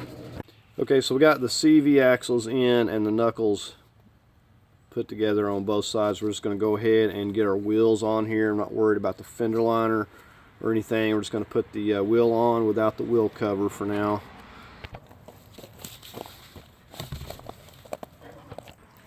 Get our 21mm lug nuts. So we're just kind of doing the same thing on both sides. Now, I know I didn't cover removal of the CV axles and stuff, but decided to go ahead and cover putting them back in. So we're just going to snug these up, and we'll get it torqued once we get it lowered back down.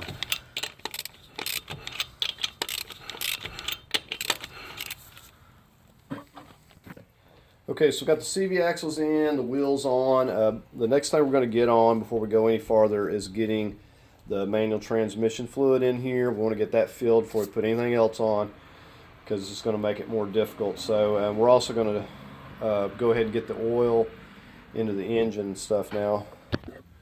Okay, so I went ahead and pulled the drain plug off there again.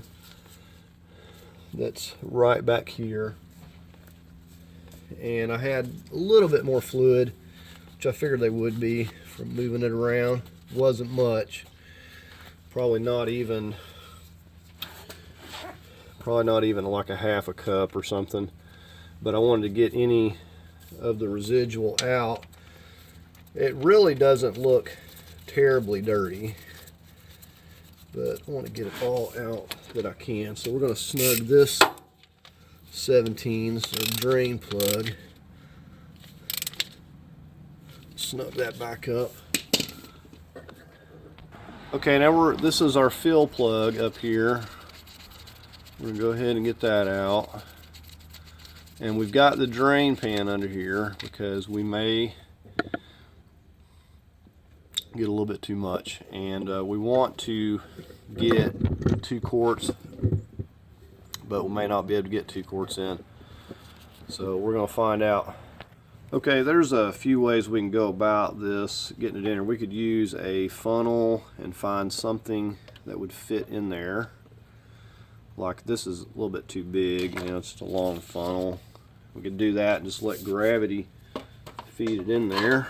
Or we could use a pump, and that's what I'm going to be using because it's the handiest thing I can find. So we got some 75, 90. Now this pump should go right onto the top of this. It's made to have a couple of different threaded attachments, and looks like we might need a longer spout though. Okay, so we're getting a little bit closer. I think this one will work, and this will just thread right on there, just like so. Okay, so like I said, I got my drain pan down here, and I know this tube fits. So we're going to slowly start seeing what we can do here. Of course, we want to check for leaks at our CV axles immediately. If we've got a problem there, then we need to stop and regroup. The CV axle seals looked fine before, so I'm hoping that they'll be okay. But anyways, these are supposed to hold right at 2 quarts, and it's kind of tilted back a little bit, so I'm hoping I can get the 2 quarts in there.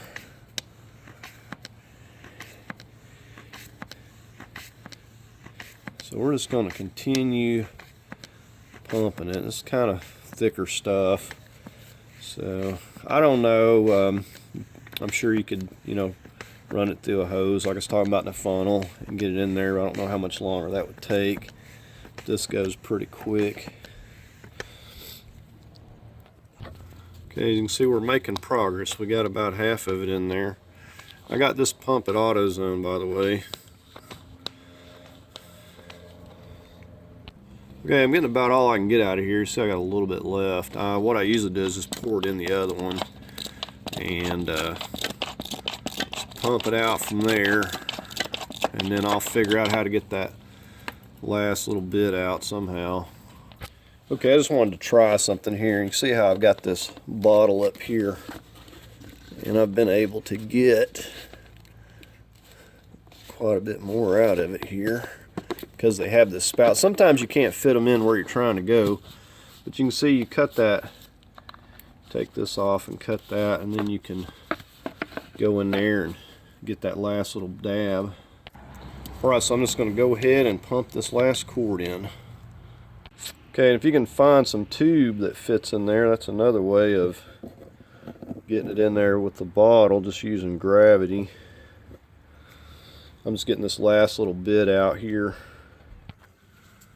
Okay, and I've got 2 quarts in there. It didn't start leaking out, but it is tilted back slightly. But that is pretty much all these hold. And thank goodness, because that gear roll is pretty expensive. The stuff I got there is $12 a quart, and it goes up, I think, $20 a quart. Depending on what you want to use. Alright, so we're done with that. I think we'll get on the oil next. And with these used engines, you never know how much oil they're going to leave in here. The oil actually don't look bad. Got a nice golden look to it. At least it's not black and dirty.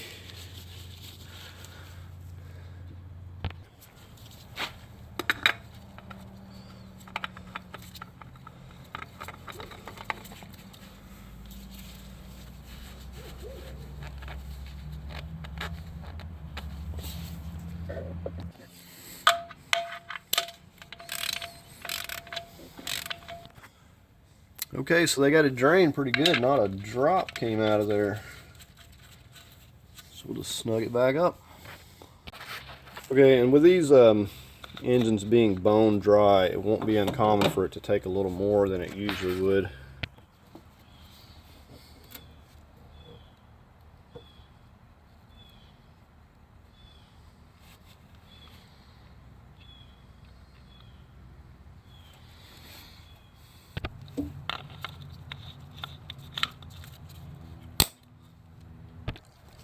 Okay, and while I'm here, I need to get this ground that I just now spotted.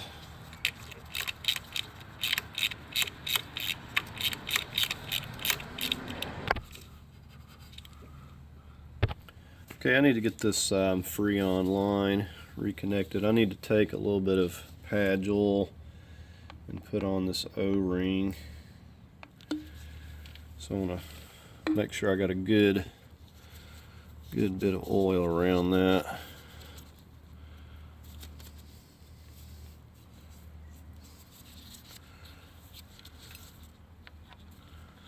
And it's got a little pin there.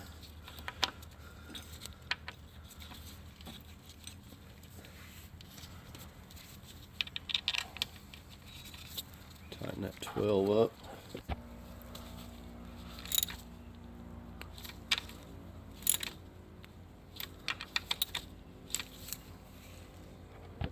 Okay, so I had a few places that I removed this Freon line just to kind of free up some slack. And then down here, you can see it reattaches, just kind of clips into that. We got a 10mm that we're going to put into that. Okay, disregard, doesn't go on that. I was wrong. It goes in that right there, and we got a 10mm that goes in that.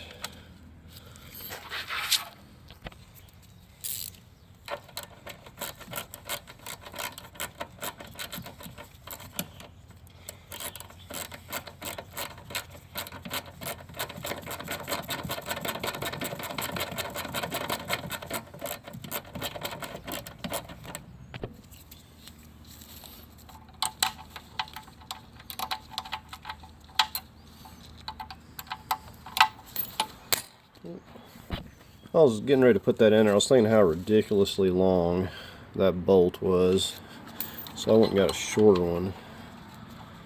Just, I mean, it's a little millimeter thick bracket, you know, holding a Freon line. It doesn't have to be 2 inches long.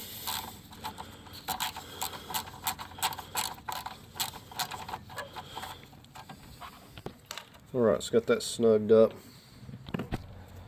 Right, so putting this hose on here, the lower, and I'm hoping that this aftermarket hose is going to work. You gotta notice the paint dot. That's going to line up dead center. That nub, that tells me I've got it in the right place. Otherwise I have to readjust it. So these aftermarket hoses sometimes will have a little bit of difference in design. Sometimes they don't want to match upright. But regardless of that, I always say with the aftermarket hose you have to pretty much use a screw style clamp or some of those crimp type clamps, which I don't like because they're like a one-time use really. But these, if you use the spring clamp that came on the original, they usually never seal with these aftermarket hoses, and you can just sit there and turn the thing by hand so you know it's not tight. So with this upper one, I have it labeled as well, so this goes to the radiator, this goes to the vent, so I know where it's going to go without any confusion. If you go to Harbor Freight, they have like a big assortment that's nice and handy. It has a bunch of these sizes, and they're stainless, so you can get a whole kit. A lot of times I get sizes I don't need, but you know, in a pinch they work real good. Okay, went ahead and got a battery on here. I'm just getting ready at this point to get they're going to go ahead and get the air box in place next.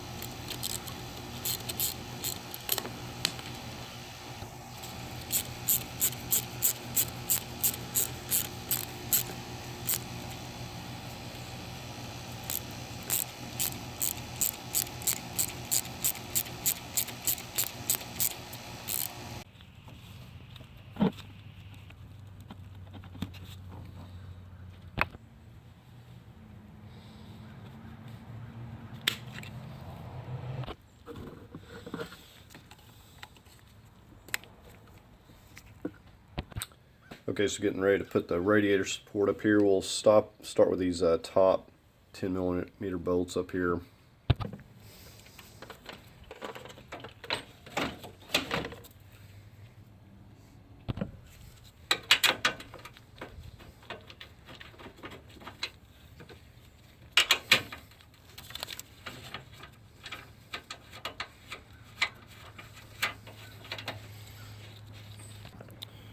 Uh, 12mm.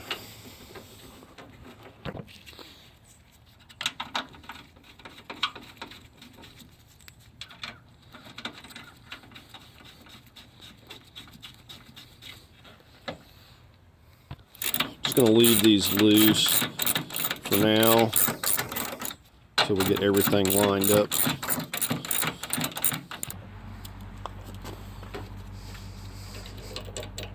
Got a 10mm.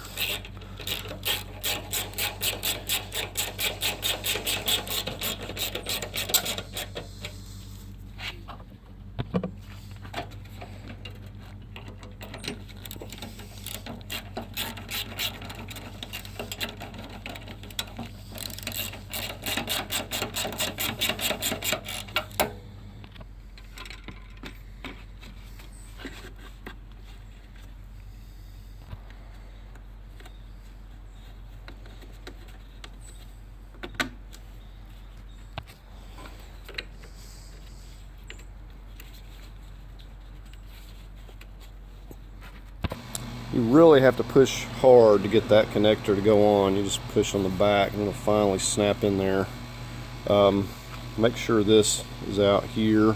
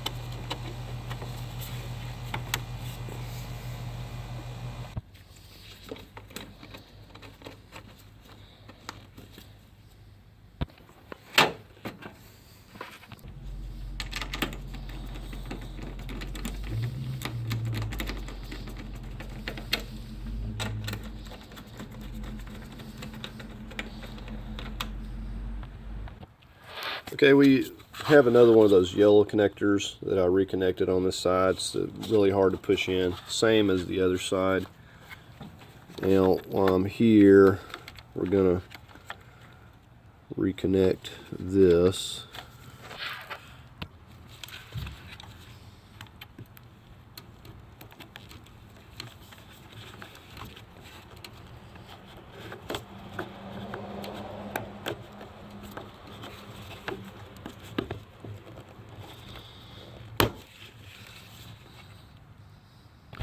Okay, we're going to set these on the 10mm studs, our front brace here.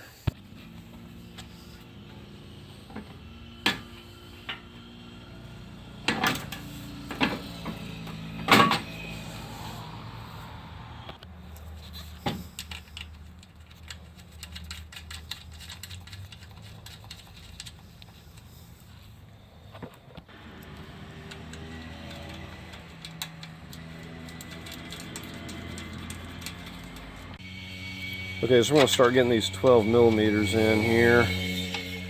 And you want to make sure you got it centered up, lift up on it.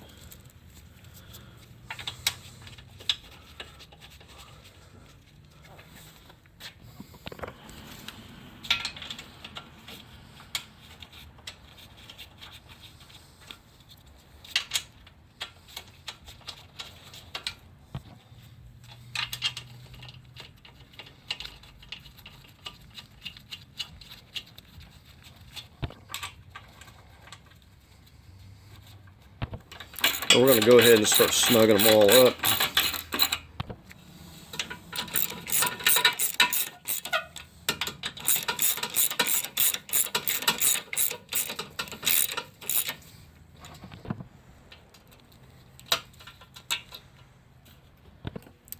All right, I'm going to torque all these to 35 foot-pounds.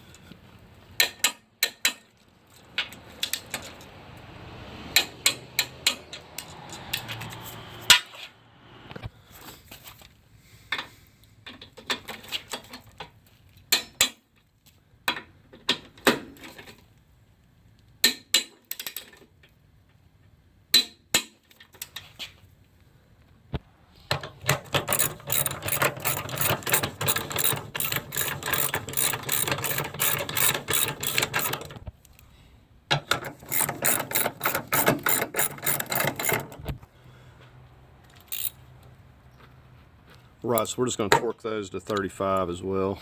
Okay, we'll go ahead and snug these 10mm up.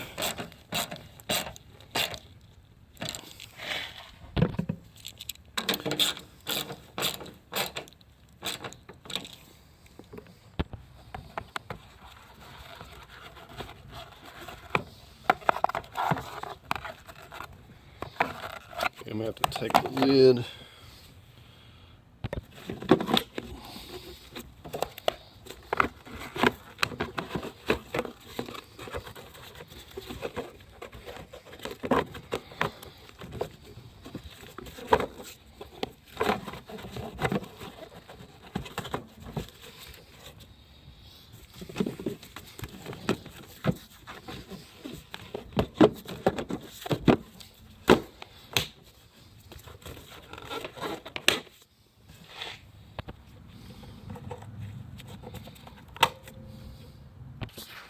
Okay, we're just setting the radiator and condenser back in. You see, we got to get these little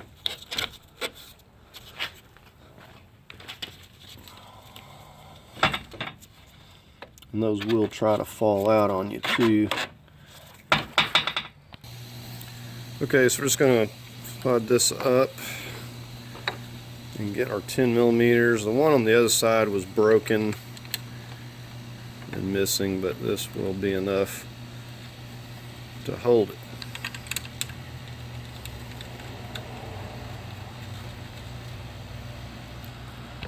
Okay, and you want to put clean Padge oil on here, on these O-rings, before you get them into place.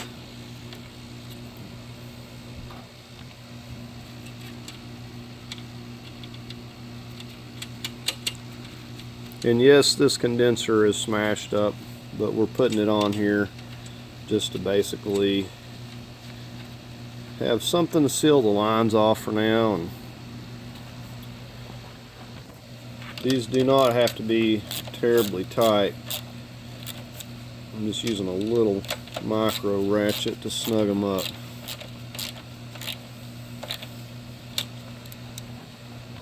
Okay, so since where we left off last, wound up getting another radiator and putting in here, and went ahead and disconnected these and just taped them off because the condenser was too badly damaged. Just slipped the coolant hoses on and got those snugged down. So I'm just getting ready to put this horn back up here. So we're going to get some coolant in it in just a minute, get what we can in it anyway.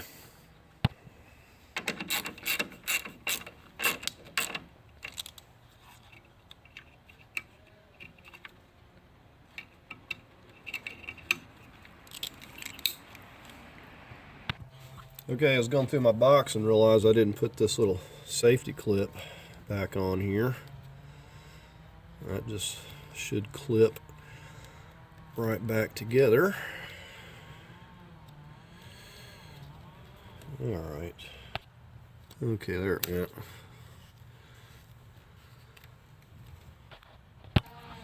Okay, we're going to go ahead and connect these battery posts as well.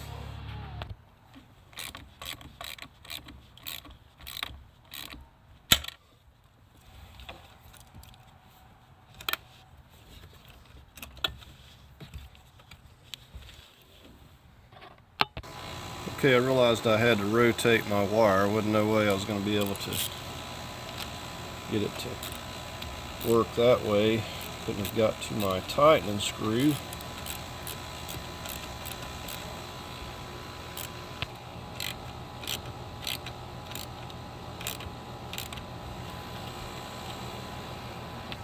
Alright, that's pretty tight.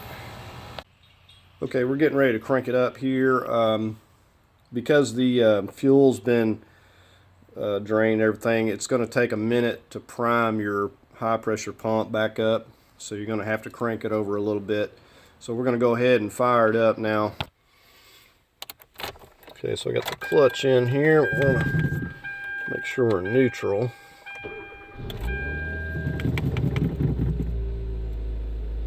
Okay, so far so good.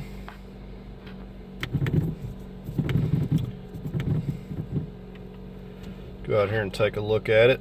Got a lot of smoking, that's to be expected. I got a lot of WD-40 on this thing when I was taking those exhaust manifolds, so keep an eye on that. We're going to have to get the get our funnel over here and start getting some coolant in it. So if you get one of these funnels for getting the air out, they come with all these little adapters that you can put on here. Alright, so we'll just keep this topped off as we get it circulating and just keep adding coolant. Got a lot of vibration right now. More than likely the catalytic converter is going to be bad. Probably got some bad O2 sensors. Seems like anytime they get overheated, you run into issues like that. So we do have it running. I'm leaving the front off purposely so I can just keep an eye on things and look for leaks and everything easier. And just going to get it warmed up, burn a lot of this WD-40 and stuff off. And once I feel like it's doing good, we'll get the front bumper on and maybe we can drive it. I'm not seeing any drip so far. I'm going to go ahead and get the vehicle lowered, get the jack stands out from under here. Okay, we're going to go ahead and torque our lugs now. We've had it warming for a bit. We've got a 21 here. And I think we're going to go ahead and get the front bumper back on. Not seeing any leaks. So we're just going to torque our lugs on both sides.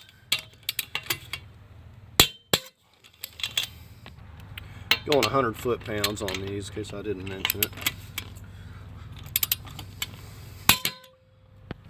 I'm going to tighten the 32 to 155, and what I usually like to do is drive it, and then I'll recheck it a few times before knocking this in.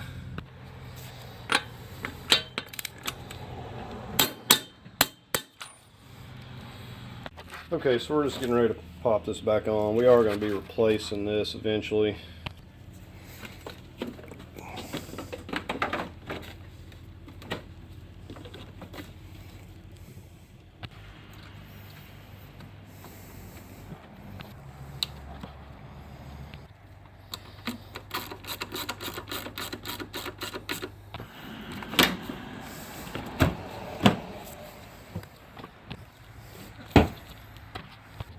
Just got a couple of 8mm screws going through here on each side.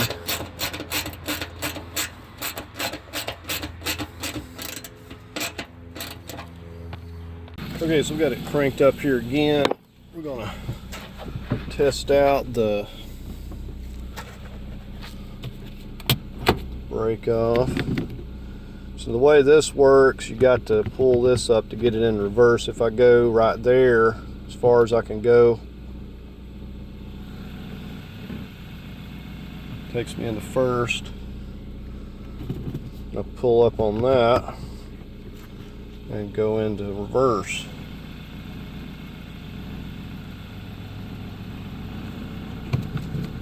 So transmission seems to be shifting and the clutch is working well. So now we just got to get this coolant topped off, get it warmed up enough. Okay, I wanted to show y'all this driving down the road before it got dark. Actually a nice running little car here. Let's see if I can do all this. And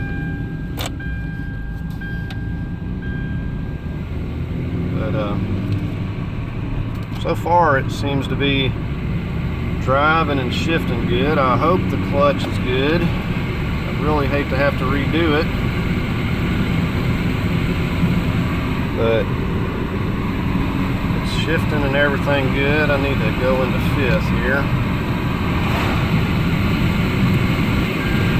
But I got about 1.5 gallons of coolant.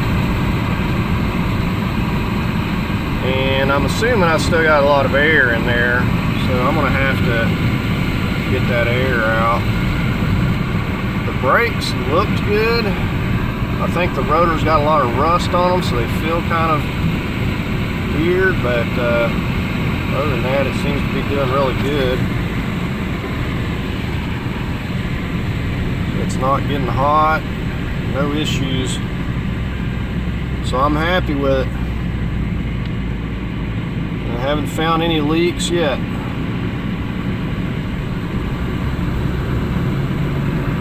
So I just wanted to show you this thing going down the road. I really like how peppy it is. I'm really liking this manual. And this does have 6 speeds, so if you need to shift higher. Notice this thing has that slack in the steering wheel. I wonder if it ain't the same little plastic coupler that I had to replace on the Sonata. So this thing's driving really good. I'm really impressed with it. Now I had a Vibe that had a 6-speed and I really didn't like it that much, but this one I actually like. I really like the power and the peppiness that it seems to have. So other than just getting a little bit more air out of the coolant system, I mean, it appears to be doing really good. I'm going to check that once it cools down and add some more. Probably get some fuel water treatment in here. It's been setting a while, and get some more gas in it. So anyways, it took, you know, this was I say a really easy car to work on. I had another cell up at a transmission. I really like the ease of how to get in these things and replace things, the simplicity of them, and this one was no different. I mean, a day I had the engine out. It took me a lot longer because I got a bad engine, had to send it back and wait on another one. So I've been messing with this probably for a month. But as far as, you know, replacing the engine, it's really not that bad at all. So anyways, I hope you enjoyed the video. If you did, give it a thumbs up, and I invite you to subscribe if you like the content on the channel. And that's going to do it. Thanks for watching.